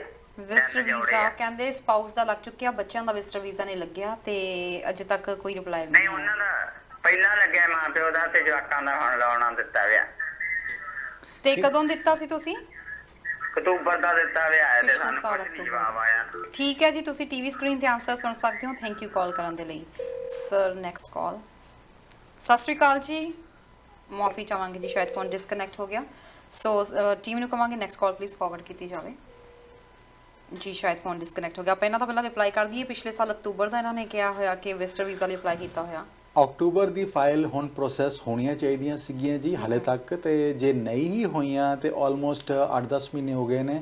ਤੁਸੀਂ ਡੈਫੀਨੇਟਲੀ ਆਪਣੇ ਮੈਂਬਰ ਪਾਰਲੀਮੈਂਟ ਦੀ ਹੈਲਪ ਲੈ ਸਕਦੇ ਹੋ, ਬਿਕੋਜ਼ ਇਹ ਬਿਯੋਂਡ ਟਾਈਮ ਚਲਾ ਗਿਆ ਹੈਗਾ। ਸੋ ਤੁਸੀਂ ਡੈਫੀਨੇਟਲੀ ਉਹਨਾਂ ਨੂੰ ਰਿਕੁਐਸਟ ਕਰ ਸਕਦੇ ਹੋ ਤਾਂ ਕਿ ਤੁਹਾਡੀ ਫਾਈਲ ਦੇ ਉੱਤੇ ਅਪਡੇਟ, ਐਂਡ ਇਸ ਤਰ੍ਹਾਂ ਨਹੀਂ ਹੋ ਸਕਦਾ ਕਿ ਮੈਂਬਰ ਪਾਰਲੀਮੈਂਟ ਤੁਹਾਨੂੰ ਅਪਡੇਟ ਨਾ ਦਿੱਤੀ ਹੋਵੇ। ਨਾਰਮਲੀ ਅਪਡੇਟ ਕੋਈ ਨਾ ਕੋਈ ਮੈਂਬਰ ਪਾਰਲੀਮੈਂਟ ਦੇ ਆਫਿਸ ਵਿੱਚੋਂ ਜ਼ਰੂਰ ਆਉਂਦੀਆਂ ਹੈਗੀਆਂ, ਐਂਡ ਹੁਣ ਤਾਂ ਇੱਕੋ ਹੀ ਚੀਜ਼ ਕਵਾਂਗਾ ਜੀ, ਜਸਟ ਵੇਟ ਕਰਨ ਤੋਂ ਇਲਾਵਾ ਤੁਹਾਡੇ ਕੋਲ ਕੋਈ ਆਪਸ਼ਨ ਨਹੀਂ ਹੈਗੀ। ਨਵੀਂ ਐਪਲੀਕੇਸ਼ਨ ਵੀ ਪਾਉਣ ਦਾ ਹਲੇ ਤੁਹਾਨੂੰ ਕੋਈ ਫਾਇਦਾ ਨਹੀਂ ਹੋਣਾ। ਜੀ ਬਿਲਕੁਲ। ਤੇ ਆਪਾਂ ਵਾਪਸ ਆਪਣੇ ਟੌਪਿਕ ਦੇ ਉੱਤੇ ਆਈਏ। ਜਿਵੇਂ ਤੁਸੀਂ ਕਿਹਾ ਸੀ ਇਹਨਾਂ ਨੇ ਜੀਐਨਐਮ ਨਰਸਿੰਗ ਇੱਕ ਨੇ ਦੱਸਿਆ ਸੀ ਕਿ ਆਪਸ਼ਨ ਹੈਗਾ, ਉਹਨਾਂ ਨੇ ਕੀਤੀ ਹੋਈ ਆ।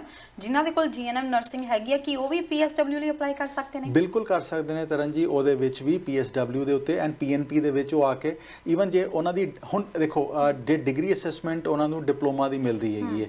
ਸੋ 2 ਇਅਰਸ ਡਿਪਲੋਮਾ ਦੀ ਜਾਂ 3 ਇਅਰਸ ਡਿਪਲੋਮਾ ਦੀ, ਇਹ ਡਿਪੈਂਡ ਕਰਦਾ ਕਿ ਕੌਣ ਕਰ ਰਿਹਾ। ਐਂਡ ਕੁਛ ਤੇ ਕੋਈ ਵੀ ਅਸੈਸਮੈਂਟ ਨਹੀਂ ਦੇ ਰਹੇ ਜੀਐਨਐਮ ਨੂੰ, ਐਂਡ ਕੁਛ ਇੱਕ ਇਵੈਲੂਏਟਿੰਗ ਬਾਡੀਜ਼। ਸੋ ਜੇ ਤੇ ਤੁਹਾਡੇ ਕੋਲ ਡਿਪਲੋਮਾ ਦੀ ਆ ਗਈ ਹੈਗੀ ਹੈ ਤੇ ਤੁਸੀਂ ਪੀਐਨਪੀ ਵਾਸਤੇ ਆਰਾਮ ਨਾਲ ਕੁਆਲੀਫਾਈ ਕਰ ਸਕਦੇ ਹੋ। ਇੱਥੇ ਪੀਐਨਪੀ ਦੇ ਵਿੱਚ ਆਓ, ਤੁਹਾਡੀ ਫੈਮਿਲੀ ਨੂੰ ਵੀ ਡਿਪੈਂਡੈਂਟ ਵੀਜ਼ਾਸ ਗ੍ਰਾਂਟ ਹੋ ਜਾਣਗੇ ਐਂਡ ਇੱਥੇ ਰਹਿੰਦਿਆਂ ਹੋਇਆਂ ਤੁਹਾਡੀ PNP the application with EMPLOYER support process ਹੋ ਸਕਦੀ ਹੈਗੀ ਹੈ ਜੀ। ਜਿਨ੍ਹਾਂ ਨੇ ਉਸ ਟਾਈਮ ਦੇ ਵਿੱਚ ਪ੍ਰੋਸੈਸ ਲਗਾਏ ਸੀ ਤੇ ਪਿੱਛੇ ਆਪਣੇ ਕਿਸੇ ਬੱਚੇ ਨੂੰ ਡਿਕਲੇਅਰ ਕਰਨਾ ਉਹਨਾਂ ਦਾ ਰਹਿ ਗਿਆ ਤੇ ਇੱਥੇ ਆ ਚੁੱਕੇ ਨੇ, ਹੁਣ ਪਿੱਛੇ ਜਿਹੜਾ ਕੋਈ ਡਿਪੈਂਡੈਂਟ ਰਹਿ ਗਿਆ ਤੇ ਉਹਨਾਂ ਨੂੰ ਕੀ ਇੱਥੇ ਬੁਲਾਉਣ ਦਾ ਕੋਈ ਆਪਸ਼ਨ ਸਰਕਾਰ ਦੇ ਰਹੀ ਹੈ? ਤਰਨ, ਇੱਕ ਇਹੋ ਜਿਹਾ ਕੁਐਸਚਨ ਹੈਗਾ, ਸਰਕਮਸਟੈਂਸ ਟੂ ਸਰਕਮਸਟੈਂਸ ਆਨਸਰ ਕੀਤਾ ਜਾ ਸਕਦਾ ਹੈਗਾ। ਐਂਡ ਜੇ ਕੋਈ ਵੀ ਐਪਲੀਕੈਂਟ ਇਹੋ ਜਿਹਾ ਹੈਗਾ ਜਿਨ੍ਹਾਂ ਦਾ ਇਹੋ ਜਿਹੇ ਸਿਚੁਏਸ਼ਨ ਦੇ ਵਿੱਚ ਫਸੇ ਹੋਏ ਨੇ, ਪਹਿਲੀ ਗੱਲ ਤੇ ਮੈਂ ਹਮੇਸ਼ਾ ਕਹਿੰਦਾ ਕਿ ਕਦੀ ਵੀ ਇਹੋ ਜਿਹੇ ਝੂਠ ਨਾ ਬੋਲੋ ਕਿ ਤੁਸੀਂ ਆਪਣੇ ਬੱਚਿਆਂ ਨੂੰ ਹੀ ਨਾ ਡਿਕਲੇਅਰ ਕਰੋ। ਐਂਡ ਕਿਉਂਕਿ ਤੁਸੀਂ ਆਪਣੇ ਬੱਚੇ ਦੇ ਸਾਰੇ ਰਾਹ ਕੱਟ ਰਹੇ ਹੈਗੇ ਹੋ, ਸੋ ਉਹ ਚੀਜ਼ ਨਾ ਕਰੋ ਜਿਹੜੀ ਕੱਲ ਨੂੰ ਤੁਹਾਨੂੰ ਆ ਕੇ ਨੈਗੇਟਿਵਲੀ ਇੰਪੈਕਟ ਕਰੇ। ਸੋ ਅੱਜ ਦੀ ਤਰੀਕ ਦੇ ਵਿੱਚ 1-on-1 ਸਾਡੇ ਨਾਲ ਕੇਸ ਡਿਸਕਸ ਕਰ ਸਕਦੇ ਹੋ and we can assist you in all such queries. ਜੀ ਗੱਲ ਕਰਾਂਗੇ ਨੈਕਸਟ ਕਾਲਰ। ਸਤਿ ਸ਼੍ਰੀ ਅਕਾਲ ਜੀ, ਕਿੱਥੋਂ ਬੋਲ ਰਹੇ ਹੋ ਤੇ ਕੀ ਸਵਾਲ ਹੈ? ਸਤਿ ਸ਼੍ਰੀ ਅਕਾਲ ਤਰਨ ਜੀ ਐਂਡ ਦੱਤਾ ਸਾਹਿਬ, ਨਮਸਕਾਰ ਜੀ। ਨਮਸਕਾਰ, ਸਤਿ ਸ਼੍ਰੀ ਅਕਾਲ ਮੇਰਾ ਜੀ। ਕੁਐਸਚਨ ਹੈ ਜੀ ਕਿ ਸਾਡੀ ਫਾਈਲ ਲੱਗੀ ਹੋਈ ਆ, ਬੱਚਿਆਂ ਲਾਈ ਹੈ, ਹੋ ਗਏ 8-10 ਮਹੀਨੇ ਲੱਗੀ ਨੂੰ, ਤੇ ਪਿਛਲੇ ਮਹੀਨੇ ਸਾਡਾ ਮੈਡੀਕਲ ਦੀ ਮੇਲ ਆਈ ਸੀ ਕਿ ਮੈਡੀਕਲ ਕਰਵਾਓ। ਮੈਡੀਕਲ ਅਸੀਂ ਕਰਵਾਤਾ, ਸਬਮਿਟ ਹੋ ਗਿਆ, ਹੁਣ ਉਹ ਤਾਂ ਆਟੋਮੈਟਿਕ ਜਾਂ ਉਸ ਤੋਂ ਬਾਅਦ ਸਾਨੂੰ ਹੋਰ ਕੋਈ ਰਿਕੁਆਇਰਮੈਂਟ ਆਈ ਨਹੀਂ ਹਜੇ ਉਹਨਾਂ ਦੀ ਕਿ ਤੁਸੀਂ ਪੀਸੀਸੀ ਵਗੈਰਾ ਦਿਓ ਜਾਂ ਨਾ ਦਿਓ, ਹਜੇ ਕੁਝ ਆਇਆ ਨਹੀਂ ਹੈ। ਅੱਗੇ ਕੀ ਪ੍ਰੋਸੀਜਰ ਹੋਵੇਗਾ ਤੁਸੀਂ ਦੱਸ ਸਕਦੇ ਜੀ? ਤੁਸੀਂ ਟੀਵੀ ਸਕਰੀਨ ਤੇ ਆਨਸਰ ਸੁਣ ਸਕਦੇ ਹੋ ਜੀ। ਥੈਂਕ ਯੂ ਕਾਲ ਕਰਨ ਲਈ ਜੀ ਸਰ। ਤੁਹਾਨੂੰ ਵੇਟ ਕਰਨੀ ਚਾਹੀਦੀ ਹੈ ਜੀ ਕਿਸੇ ਵੀ ਚੀਜ਼ ਦੇ ਉੱਤੇ। ਐਂਡ ਮੈਡੀਕਲਸ ਆਏਗੇ ਨੇ, this is a good step. So basically 1 ਸਾਲ ਦੇ ਅੰਦਰ ਅੰਦਰ ਤੁਹਾਡੀ ਫਾਈਲ ਪ੍ਰੋਸੈਸ ਹੋਣੀ, ਤੁਹਾਨੂੰ ਵੀਜ਼ਾ ਮਿਲ ਜਾਣਾ ਚਾਹੀਦਾ ਹੈਗਾ। ਬਿਕੋਜ਼ ਵੈਲਿਡਿਟੀ ਜਿਹੜੀ ਮੈਡੀਕਲਸ ਦੀ ਹੁੰਦੀ ਹੈਗੀ ਹੈ ਉਹ ਨਾਰਮਲੀ 1 ਸਾਲ ਦੀ ਹੁੰਦੀ ਹੈ। ਜਦ ਜੇ ਐਗਜ਼ੈਂਪਸ਼ਨ ਦੇ ਜਾਵੇ ਤਾਂ ਦੂਸਰੀ ਹੋ ਜਾਵੇ ਗੱਲ, ਦੂਸਰੀ ਹੋ ਸਕਦੀ ਹੈ। ਆਪਾਂ ਗੱਲ ਹੀ ਕਰ ਰਹੇ ਸੀ ਪ੍ਰੋਗਰਾਮ ਦੀ ਸ਼ੁਰੂਆਤ ਤੋਂ ਪਹਿਲਾਂ ਕਿ ਕੁਝ ਇਹਨਾਂ ਨੇ 1,80,000 ਦੇ ਕਰੀਬ ਐਪਲੀਕੇਸ਼ਨਸ ਨੂੰ ਐਗਜ਼ੈਂਪਸ਼ਨਸ ਦਿੱਤੀਆਂ ਨੇ ਕਿ ਜਦ ਤੱਕ ਨੈਕਸਟ ਅਪਡੇਟ ਲਈ ਕਿਹਾ ਨਹੀਂ ਜਾਂਦਾ ਨਾ ਕਰਵਾਇਆ ਜਾਵੇ। ਬਿਲਕੁਲ ਦਰਨ, 1 ਲੱਖ ਕਾਫੀ ਐਪਲੀਕੇਸ਼ਨਸ ਇਹੋ ਜਿਹੇ ਐਪਲੀਕੈਂਟਸ ਇਹੋ ਜਿਹੇ ਹੈਗੇ ਨੇ ਜਿਨ੍ਹਾਂ ਨੂੰ ਮੈਡੀਕਲਸ ਤੋਂ ਐਗਜ਼ੈਂਪਟ ਕੀਤਾ ਗਿਆ। ਐਂਡ ਖਾਸ ਕਰ ਉਹ ਐਪਲੀਕੈਂਟਸ ਹੈਗੇ ਨੇ ਜੋ ਇਸ ਟਾਈਮ ਕੈਨੇਡਾ ਦੇ ਵਿੱਚ ਪ੍ਰੈਜ਼ੈਂਟ ਹੈਗੇ ਨੇ, ਮੈਡੀਕਲਸ ਕਰਾ ਕੇ ਆਏ ਹੋਏ ਨੇ। ਸੋ ਉਹਨਾਂ ਨੂੰ ਐਗਜ਼ੈਂਪਸ਼ਨ ਦਿੱਤੀ ਗਈ ਹੈ ਤਾਂ ਕਿ ਉਹ ਇਸ ਚੀਜ਼ ਤੋਂ, ਬਿਕੋਜ਼ ਬੈਕਲੌਗ ਨੂੰ ਡੀਲ ਕਰਨ ਵਾਸਤੇ ਐਗਜ਼ੈਂਪਸ਼ਨ ਦਿੱਤੀ ਗਈ ਤਾਂ ਅਸੀਂ ਕਿ ਬੈਕਲੌਗ ਨੂੰ ਖਤਮ ਕਰ ਸਕੀਏ। ਜੇ ਬਿਕੋਜ਼ ਜੇ ਮੈਡੀਕਲ ਵਾਸਤੇ ਰਿਕੁਐਸਟ ਦੁਬਾਰਾ ਜਾਏਗੀ ਤਾਂ ਇੰਨੀ ਐਪਲੀਕੇਸ਼ਨਸ ਹੋਰ ਡਿਲੇ ਦੇ ਵਿੱਚ ਚੱਲ ਜਾਣਗੀਆਂ। ਸੋ ਗਵਰਨਮੈਂਟ ਇਸ ਟਾਈਮ ਤੇ ਪਾਰਟਿਕੂਲਰ ਹੋਈ ਹੈ ਬੈਕਲੌਗ ਨੂੰ ਖਤਮ ਕਰਨ ਵਾਸਤੇ। ਸੋ ਉਹ ਦਿਸ ਇਜ਼ ਵਨ ਸਟ ਇਨੀਸ਼ੀਏਟਿਵ ਜਿਹੜਾ ਗਵਰਨਮੈਂਟ ਲੈ ਰਹੀ ਹੈਗੀ ਤਾਂ ਕਿ ਬੈਕਲੌਗ ਨੂੰ ਖਤਮ ਕੀਤਾ ਜਾਵੇ ਤੇ ਰਾਦਰ ਦੈਨ ਦੁਬਾਰਾ ਮੈਡੀਕਲ ਭੇਜ ਕੇ ਰਿਕੁਐਸਟ, ਸੋ ਉਹ ਐਗਜ਼ੈਂਪਸ਼ਨਸ ਉਸ ਵਾਸਤੇ ਗ੍ਰਾਂਟ ਕਰਤੀ ਗਈ ਹੈ। ਬਿਲਕੁਲ ਸਰ। ਤੇ ਆਪਾਂ ਆਪਣੇ ਟੌਪਿਕ ਦੇ ਉੱਤੇ ਆਈਏ। ਤੁਸੀਂ ਕਿਹਾ ਸੀ ਕਿ ਇਹ ਇਮੀਗ੍ਰੇਸ਼ਨ ਦਾ ਜਿਹੜਾ ਮੈਟਰ ਹੈਗਾ ਇਹ ਕੇਸ ਟੂ ਕੇਸ ਵੈਰੀ ਕਰਦਾ ਆ, ਪਰ ਜਿਹੜੀ ਖਾਸ ਤੌਰ ਤੇ DUI ਬਾਰੇ ਮੈਂ ਜ਼ਰੂਰ ਪੁੱਛਣਾ ਚਾਹੁੰਦੀ ਹਾਂ। DUI ਦੇ ਨਾਲ ਕੀ ਟਰੈਵਲ ਕਰ ਸਕਦੇ ਹਾਂ ਆਪਾਂ ਕੈਨੇਡਾ ਵਿੱਚ? DUI ਹੈ ਕੀ ਹੈ? Taran ji, DUI is driving under influence. So ਜੇ ਕੋਈ ਵੀ ਸ਼ਰਾਬ ਪੀ ਕੇ ਕੋਈ ਇੰਟੌਕਸੀਕੈਂਟਸ ਲੈ ਕੇ ਗੱਡੀ ਚਲਾਉਂਦਾ ਹੈਗਾ, ਪੁਲਿਸ ਵਾਲੇ ਰੋਕ ਲੈਂਦੇ ਨੇ, ਉਹਨੂੰ ਟਿਕਟ ਇਸ਼ੂ ਕਰ ਦਿੰਦੇ ਨੇ ਐਂਡ ਉਹ ਕਨਵਿਕਟ ਹੋ ਜਾਂਦਾ ਹੈ, ਕ੍ਰਿਮੀਨਲ ਚਾਰजेस ਪੈ ਜਾਂਦੇ ਨੇ। ਬਿਕੋਜ਼ ਹੁਣ DUI ਨੂੰ ਬੜਾ ਸੀਰੀਅਸਲੀ ਕ੍ਰਿਮੀਨੈਲਿਟੀ ਦੇ ਨਾਲ ਡੀਲ ਕੀਤਾ ਜਾ ਰਿਹਾ ਹੈਗਾ। ਸੋ ਪਹਿਲਾਂ ਤਾਂ ਲਾਸਟ ਈਅਰ ਰੂਲ ਇੰਪਲੀਮੈਂਟ ਹੋਇਆ ਕਿ DUI would be criminal offence. So ਉਸ ਤੋਂ ਪਹਿਲਾਂ ਕ੍ਰਿਮੀਨਲ ਆਫੈਂਸ ਨਹੀਂ ਸੀਗਾ। ਸੋ ਉਸ ਤੋਂ ਪਹਿਲਾਂ ਤੁਸੀਂ ਕਿਸੇ ਨੂੰ ਸਪਾਂਸਰ ਵੀ ਕਰ ਸਕਦੇ ਸੀਗੇ, ਸਪਾਂਸਰ ਹੋ ਕੇ ਆ ਵੀ ਸਕਦੇ ਸੀਗੇ। ਅੱਜ ਦੀ ਤਰੀਕ ਦੇ ਵਿੱਚ DUI ਨੂੰ ਬੜਾ ਸੀਰੀਅਸਲੀ ਡੀਲ ਕੀਤਾ ਜਾਂਦਾ। ਜੇ ਈਵਨ ਤੁਹਾਨੂੰ ਬਾਰਡਰ ਤੇ ਵੀ ਤੁਹਾਨੂੰ ਤੁਹਾਡੇ ਸਿਸਟਮ ਦੇ ਵਿੱਚ ਨਿਕਲ ਆਉਂਦਾ ਕਿ ਤੁਸੀਂ DUI ਦੇ ਚਾਰਜ ਹੋਏ ਹੋ, ਕਨਵਿਕਟ ਹੋਏ ਹੋ ਤੇ ਤੁਹਾਨੂੰ ਵਾਪਸ ਵੀ ਭੇਜਿਆ ਜਾ ਸਕਦਾ ਬਾਰਡਰ ਤੋਂ। ਅੱਜ ਦੀ ਤਰੀਕ ਦੇ ਵਿੱਚ ਆ ਸਿਚੁਏਸ਼ਨ ਆ ਚੁੱਕੀ ਹੈਗੀ ਹੈ।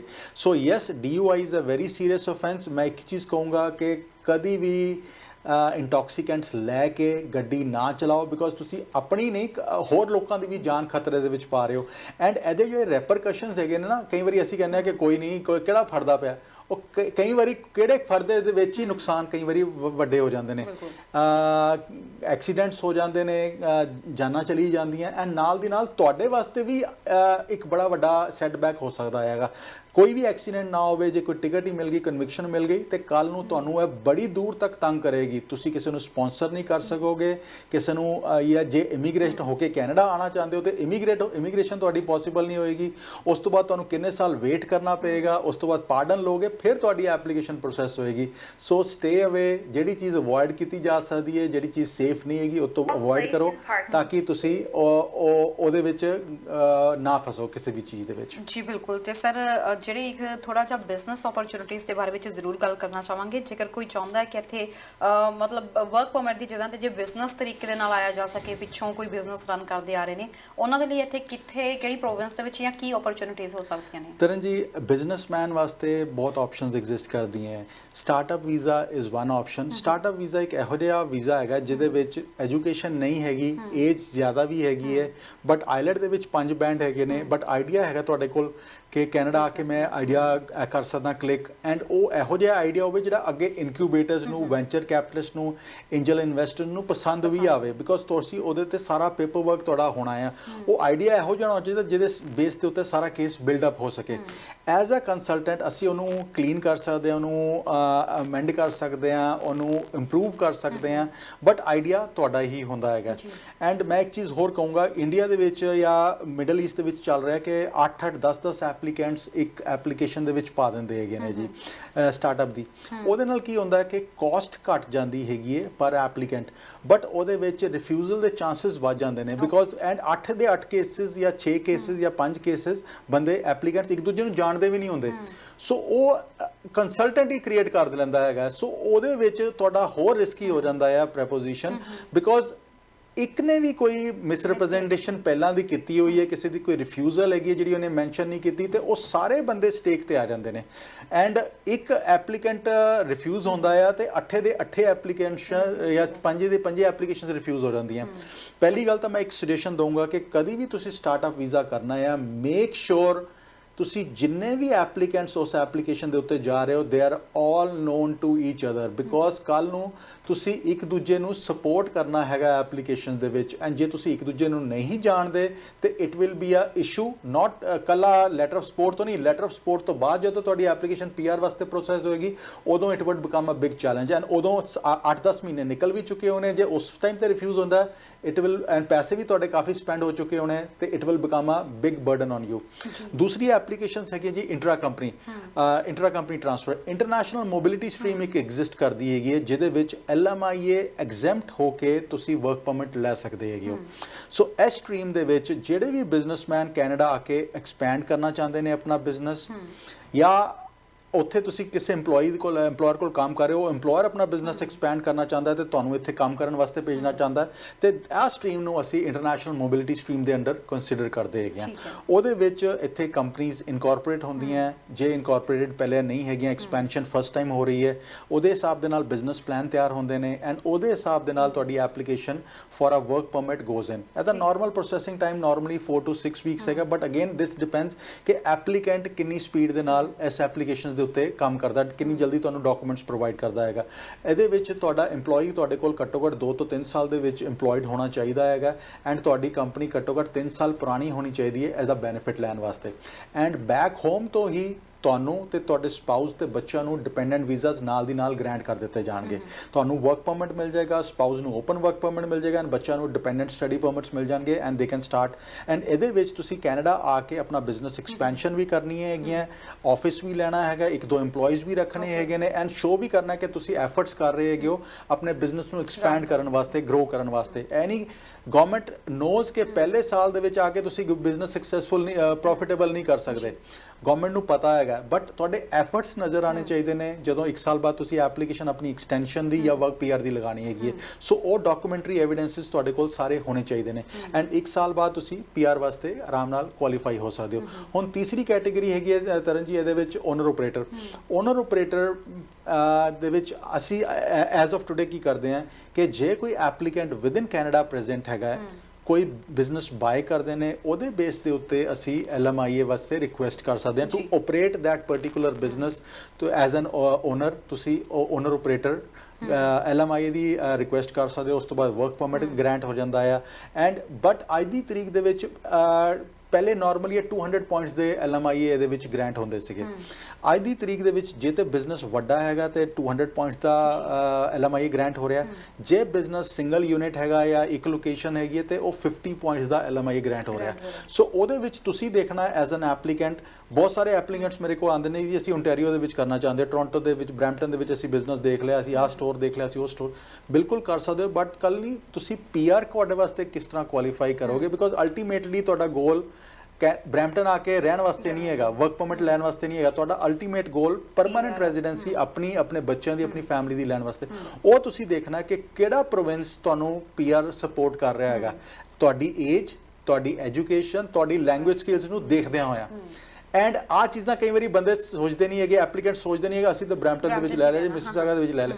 ਬਟ ਤੁਸੀਂ ਬਿਲਕੁਲ ਦੇਖਣਾ ਹੈ ਜੀ ਕਿ ਤੁਹਾਡੀ ਪਰਮਾਨੈਂਟ ਰੈਜ਼ੀਡੈਂਸੀ ਕਿਸ ਤਰ੍ਹਾਂ ਹੋ ਰਹੀ ਹੈ। ਉਹਦੇ ਵਾਸਤੇ ਜਿਸ ਵੀ ਕੰਸਲਟੈਂਟ ਕੋਲ ਬੈਠੋ, ਜਿਸ ਵੀ ਲਾਇਰ ਕੋਲ ਬੈਠੋ, ਆਪਣਾ ਪੂਰੀ ਚੀਜ਼ਾਂ ਡਿਸਕਸ ਕਰੋ ਕਿ ਤੁਹਾਡੀ ਪਰਮਾਨੈਂਟ ਰੈਜ਼ੀਡੈਂਸੀ ਇਸ ਰੂਟ ਨਾਲ ਹੋ ਰਹੀ ਹੈ ਜਾਂ ਨਹੀਂ ਹੋ ਰਹੀ। ਐਂਡ ICC ਦੇ ਕੋਲ ਅਸੀਂ ਕਹਿੰਦੇ ਹਾਂ ਕਿ ਸਾਡੇ ਕੋਲ ਕਾਫੀ ਸਾਰੇ ਬਿਜ਼ਨਸ ਬਿਕੋਜ਼ ਸਾਡੀ ਕਾਫੀ ਟੀਮ ਦੇ ਵਿੱਚ ਰੀਅਲ ਸਟੇਟ ਦੇ ਨਾਲ ਵੀ ਸਾਡੀ ਟੀਮ ਦੇ ਵਿੱਚ ਹੈਗੇ ਨੇ and they can assist you in finding a proper business as well. And Taran ji ਆਹ ਨਾਰਮਲ ਬਿਜ਼ਨਸ ਕੈਟੇਗਰੀਜ਼ ਹੈਗੀਆਂ। ਐਂਡ ਉਸ ਤੋਂ ਬਾਅਦ ਲਾਸਟ ਕੈਟੇਗਰੀ ਹੈਗੀ ਹੈ ਐਂਟਰਪ੍ਰੀਨਿਓਰ PNP ਐਂਟਰਪ੍ਰੀਨਿਓਰਸ। ਹਰ ਪ੍ਰੋਵਿੰਸ ਦਾ ਆਪਣਾ ਆਪਣਾ ਇੱਕ ਐਂਟਰਪ੍ਰੀਨਿਓਰ ਪ੍ਰੋਗਰਾਮ ਹੈਗਾ ਐਂਡ BC ਦਾ ਆਪਣਾ ਹੈਗਾ, ਨੋਵਾ ਸਕੋਸ਼ੀਆ ਦਾ ਆਪਣਾ, ਓਨਟਾਰੀਓ ਦਾ ਆਪਣਾ ਹੈਗਾ। ਬਟ ਐਜ਼ ਐਨ ਐਪਲੀਕੈਂਟ ਸਾਡਾ ਇਨੀਸ਼ੀਏਟਿਵ ਹੁੰਦਾ ਆ ਕਿ ਅਸੀਂ ਤੁਹਾਨੂੰ ਪਹਿਲੇ ਇਵੈਲੂਏਟ ਕਰ ਲਈਏ ਕਿ PR ਕਿਹੜਾ ਪ੍ਰੋਗਰਾਮ ਤੁਹਾਨੂੰ ਲੈ ਕੇ ਦੇ ਰਿਹਾ, PR ਲੈ ਮਿਲ ਵੀ ਰਹੀ ਹੈ ਜਾਂ ਨਹੀਂ ਮਿਲ ਰਹੀ। ਐਂਡ ਕਈ ਵਾਰੀ ਐਪਲੀਕੈਂਟ ਦਾ ਹੁੰਦਾ ਜੀ ਅਸੀਂ ਤੇ ਓਨਟਾਰੀਓ ਦੇ ਵਿੱਚ ਜਾਂ BC ਦੇ ਵਿੱਚ ਹੀ ਲੈਣਾ ਹੈਗਾ, ਅਸੀਂ BC ਦੇ ਵਿੱਚ ਦੇਖ ਲਿਆ ਜੀ। ਬਿਲਕੁਲ ਜੇ ਦੇਖ ਲਿਆ ਤਾਂ ਫਿਰ ਤੁਸੀਂ ਸਾਡੀ ਸਲਾਹ ਨਹੀਂ ਲੈਣੀ, ਤੁਸੀਂ ਫਿਰ ਤੁਸੀਂ ਆਪਣਾ ਦੱਸਣਾ ਕਿ what you want us to do on your file. ਕੱਲ ਨੂੰ PR ਕਿਸ ਤਰ੍ਹਾਂ ਬਿਕੋਜ਼ ਹਰ ਪ੍ਰੋਵਿੰਸ ਦਾ ਤਰਨ ਜੀ ਜਿਹੜਾ ਕੋਟਾ ਹੈਗਾ ਨਾ ਇਹੋ ਜਿਹੀ ਐਪਲੀਕੇਸ਼ਨ ਤੋਂ ਬੜਾ ਲਿਮਿਟਿਡ ਕੋਟਾ ਹੈਗਾ। ਓਨਟਾਰੀਓ ਨੇ ਦਾ quota is less than 100 applications for one year। BC ਦਾ ਵੀ ਇਸੇ ਤਰ੍ਹਾਂ ਛੋਟੇ ਕੋਟੇਜ਼ ਹੈਗੇ ਨੇ। ਸੋ ਤੁਸੀਂ ਦੇਖਣਾ ਹੈ ਮੈਂ ਆਪਣੇ ਐਪਲੀਕੈਂਟ ਨੂੰ ਕਦੀ ਵੀ ਇਸ ਤਰ੍ਹਾਂ ਸੁਜੈਸਟ ਨਹੀਂ ਕਰਦਾ ਕਿ ਅਸੀਂ ਕੋਟੇ ਦੇ ਵਿੱਚ ਆ ਕੇ ਫਸ ਜਾਈਏ ਤੇ ਅਸੀਂ ਕੋਟੇ ਦੇ ਵਿੱਚ ਐਪਲੀਕੇਸ਼ਨ ਸਾਡੀ ਰਹਿ ਜਾਵੇ ਬਿਕੋਜ਼ ਕੋਟੇ ਦੇ ਵਿੱਚ ਉਹ ਐਪਲੀਕੈਂਟਸ ਪਿਕ ਹੁੰਦੇ ਨੇ ਜਿਹੜੇ ਟੌਪ ਦੇ ਉੱਤੇ ਹੈਗੇ ਨੇ, ਜਿਹੜੇ ਥੱਲੇ ਪ੍ਰੋਫਾਈਲ ਦੇ ਵਿੱਚ ਰਹਿ ਗਏ ਦੇ ਵੋਂਟ ਗੈਟ ਪਿਕਡ ਅਪ। ਸੋ ਅਸੀਂ ਪਹਿਲੇ ਇਵੈਲੂਏਟ ਕਰਕੇ ਦੇਖ ਲੈਂਦੇ ਹਾਂ ਕਿ ਐਸੇ ਵਾਸਤੇ ਅਸੀਂ rather then going in for entrepreneur PNPs ਅਸੀਂ ਬਾਕੀ ਪ੍ਰੋਗਰਾਮਸ ਨੂੰ ਤਰਜੀਹ ਦਿੰਦੇ ਹਾਂ, ਚਾਹੇ ਉਹ ਓਨਰ ਆਪਰੇਟਰ ਆ, ਭਾਵੇਂ ਇੰਟਰਾ ਕੰਪਨੀ ਹੈ, ਭਾਵੇਂ ਸਟਾਰਟਅਪ ਹੈਗਾ। ਸੋ ਐਂਡ ਜੇ ਅਸੀਂ ਓਨਰ ਆਪਰੇਟਰ ਨੂੰ ਵੀ ਯੂਜ਼ ਕਰਨਾ ਹੈ ਇਸ ਤਰ੍ਹਾਂ ਯੂਜ਼ ਕਰਨਾ ਹੈ ਕਿ ਕੱਲ ਨੂੰ ਉਹ ਤੁਹਾਨੂੰ ਬੈਟਰ ਰਿਜ਼ਲਟਸ ਉੱਥੋਂ ਨਿਕਲ ਕੇ ਆਉਣ। ਮਤਲਬ ਜਦੋਂ ਵੀ ਪ੍ਰੋਸੈਸ ਤੁਸੀਂ ਕਰਦੇ ਹੋ ਜਾਂ ਉਹਨਾਂ ਦੀ ਫਾਈਲ ਨੂੰ ਦੇਖਦੇ ਹੋ, PR ਤੱਕ ਦਾ ਪ੍ਰੋਸੈਸ ਦੇਖਦੇ ਹੋ ਕਿ ਕਿਸ ਤਰੀਕੇ ਨਾਲ ਅੱਗੇ ਤੱਕ ਇਵੈਲੂਏਸ਼ਨ ਕਰਦੇ ਹੋ ਕਿ ਕਿਸ ਤਰੀਕੇ ਨਾਲ ਅੱਗੇ PR ਤੱਕ ਪਹੁੰਚ ਸਕਦੇ ਹੋ। ਤਰਨ ਜੀ ਜਦੋਂ ਵੀ ਕੋਈ ਸਾਡਾ ਐਪਲੀਕੈਂਟ ਸਾਡੇ ਕੋਲ ਆਂਦਾ ਹੈਗਾ ਅਸੀਂ ਸਾਡੀ ਇਵੈਲੂਏਸ਼ਨ ਹੁੰਦੀ ਹੈ ਕਿ ਉਹਦਾ ਲੌਂਗ ਟਰਮ ਗੋਲ ਕੀ ਹੈਗਾ। ਅਸੀਂ ਸ਼ਾਰਟ ਟਰਮ ਗੋਲ ਦੇ ਉੱਤੇ ਆ ਕੇ ਨਹੀਂ ਰੁਕਦੇ ਬਿਕੋਜ਼ ਸ਼ਾਰਟ ਟਰਮ ਗੋਲ ਦੇ ਵਿੱਚ ਤੇ ਕਈ ਵਾਰੀ ਤੁਸੀਂ ਕਈ ਚੀਜ਼ਾਂ ਇੰਡੀਆ ਦੇ ਵਿੱਚ ਅਸੀਂ ਦੇਖਦੇ ਹਾਂ ਏਜੰਟ ਸਿਰਫ ਵੀਜ਼ਾ ਲਵਾਉਣ ਤੱਕ ਹੀ ਕਹਿੰਦੇ ਨੇ। ਉਹ ਵੀਜ਼ਾ ਲਵਾਉਣ ਦੇ ਚੱਕਰ ਦੇ ਵਿੱਚ ਕਈ ਵਾਰੀ ਇਹੋ ਜਿਹੀ ਗਲਤ ਇਨਫੋਰਮੇਸ਼ਨ ਸਬਮਿਟ ਕਰਦੇ ਨੇ ਜਿਹੜੀ ਤੁਹਾਨੂੰ ਤਾਂ ਉਮਰ ਆ ਕੇ ਤੰਗ ਕਰਦੀਆਂ ਰਹਿੰਦੀਆਂ ਹੈਗੀਆਂ। ਸੋ ਜਦੋਂ ਵੀ ਤੁਸੀਂ ਐਪਲੀਕੇਸ਼ਨ ਪੁੱਟ ਅਪ ਕਰੋ ਪਹਿਲੀ ਤਾਂ ਕੋਈ ਵੀ ਝੂਠ ਇਨਫੋਰਮੇਸ਼ਨ ਨਾ ਸਬਮਿਟ ਕਰੋ। ਦੂਸਰੀ ਜਦੋਂ ਵੀ ਇਨਫੋਰਮੇਸ਼ਨ ਸਬਮਿਟ ਕਰੋ ਮੇਕ ਸ਼ੋਰ ਕਿ ਤੁਹਾਡਾ ਲੌਂਗ ਟਰਮ ਗੋਲ ਉਹਦੇ ਤੋਂ ਅਚੀਵ ਹੋ ਰਿਹਾ ਜਾਂ ਨਹੀਂ ਹੋ ਰਿਹਾ, ਉਹਦੇ ਉੱਤੇ ਫੋਕਸ ਤੁਹਾਡਾ ਜ਼ਰੂਰ ਹੋਣਾ ਚਾਹੀਦਾ। ਬਿਲਕੁਲ ਸਰ, ਸਮਾਂ ਹੁਣ ਲਗਭਗ ਆਪਣਾ ਇਜਾਜ਼ਤ ਲੈਣ ਦਾ ਹੋ ਰਿਹਾ। ਜਿਹੜੇ ਦਰਸ਼ਕ ਇਸ ਵਕਤ ਤੁਹਾਡੀਆਂ ਸਰਵਿਸਿਜ਼ ਲੈਣਾ ਚਾਹੁੰਦੇ ਆ ਕਦੋਂ ਕਿਵੇਂ ਕਿੱਥੇ ਕੰਟੈਕਟ ਕਰ ਸਕਦੇ ਆ ਤੇ ਕੀ ਕਹਿਣਾ ਚਾਹੁੰਦੇ ਆ ਜੀ? ਸਾਡਾ ਹੈੱਡ ਆਫਿਸ ਮਿਸੀਸਾਗਾ ਦੇ ਵਿੱਚ ਹੈਗਾ ਜੀ 1137 ਡੇਰੀ ਰੋਡ ਈਸਟ ਐਂਡ ਸਾਡਾ ਫੋਨ ਨੰਬਰ ਹੈਗਾ 9054612424। WhatsApp ਨੰਬਰ ਹੈਗਾ ਸਾਡਾ 6478509000। ਤਰਨ ਜੀ ਅੱਜ 7 ਸੈਪਟੈਂਬਰ ਹੈਗੀ ਹੈ। 2007 ਦੇ ਵਿੱਚ ਅਸੀਂ ਹੈੱਡ ਆਫਿਸ ਖੋਲਿਆ ਸੀਗਾ ਜੀ 7 ਸੈਪਟੈਂਬਰ ਨੂੰ। Thank you very much. So it's been a long journey and but it has been a wonderful journey. ਤਾਂ ਇੱਕੋ ਹੀ ਚੀਜ਼ ਕਹਾਂਗਾ ਜੀ, ਕੋਈ ਇਮੀਗ੍ਰੇਸ਼ਨ ਦੀ ਸਟ੍ਰੇਟ ਫਾਰਵਰਡ ਐਡਵਾਈਸ ਲੈਣਾ ਚਾਹੁੰਦੇ ਹੋ ਤਾਂ ਸਾਨੂੰ ICC ਤੇ ਜ਼ਰੂਰ ਕੰਟੈਕਟ ਕਰੋ। ਐਂਡ ਜੇ ਵਿਜ਼ਿਟ ਵੀਜ਼ਾ ਤੇ ਆਏ ਹੋਏ ਹੋ, ਵਰਕ ਪਰਮਿਟ ਲੈਣਾ ਚਾਹੁੰਦੇ ਹੋ, these few weeks are very important for you and ਇਹਦੇ ਵਿੱਚ ਹੀ ਆਪਣਾ ਕੰਮ ਵਰਕ ਪਰਮਿਟ ਦਾ ਲੈਣ ਦੀ ਕੋਸ਼ਿਸ਼ ਕਰੋ। ਆਪਣੇ EMPLOYER ਨਾਲ ਗੱਲ ਕਰੋ, ਆਪਣੇ ਕੰਸਲਟੈਂਟ ਨਾਲ, ਆਪਣੇ ਲਾਇਰ ਨਾਲ ਗੱਲ ਕਰੋ ਐਂਡ ਕੋਈ ਸਟ੍ਰੇਟ ਫਾਰਵਰਡ ਐਡਵਾਈਸ ਚਾਹੀਦੀ ਤੇ ICC ਨਾਲ ਵੀ ਤੁਸੀਂ ਜ਼ਰੂਰ ਕੰਟੈਕਟ ਕਰ ਸਕਦੇ ਹੋ। So thank you very much Taran ji. Thank you so much sir ਸਾਡੇ ਪ੍ਰੋਗਰਾਮ ਚ ਆਉਣ ਲਈ ਤੇ ਆਪਣੇ ਦਰਸ਼ਕਾਂ ਨੂੰ ਵੀ ਕਵਾਂਗੇ ਅਸੀਂ ਆਪਣੇ ਪ੍ਰੋਗਰਾਮ 'ਚ ਹਮੇਸ਼ਾ ਭਰੋਸੇਮੰਦ ਕੰਸਲਟੈਂਟ ਨੂੰ ਜੋੜਦੇ ਹਾਂ। ਸੋ ICC ਇਮੀਗ੍ਰੇਸ਼ਨ ਦੀ ਕੋਈ ਵੀ ਸੇਵਾ ਚਾਹੀਦੀ ਹੈ ਤੁਸੀਂ ਇਹਨਾਂ ਨੂੰ ਕੰਟੈਕਟ ਕਰ ਸਕਦੇ ਹੋ। ਪ੍ਰੋਗਰਾਮ ਦੇਖਣ ਲਈ ਬਹੁਤ ਬਹੁਤ ਧੰਨਵਾਦ। ਦੇਖਦੇ ਰਹੋ ਹਮਦਰਦ TV। ਸਤਿ ਸ਼੍ਰੀ ਅਕਾਲ।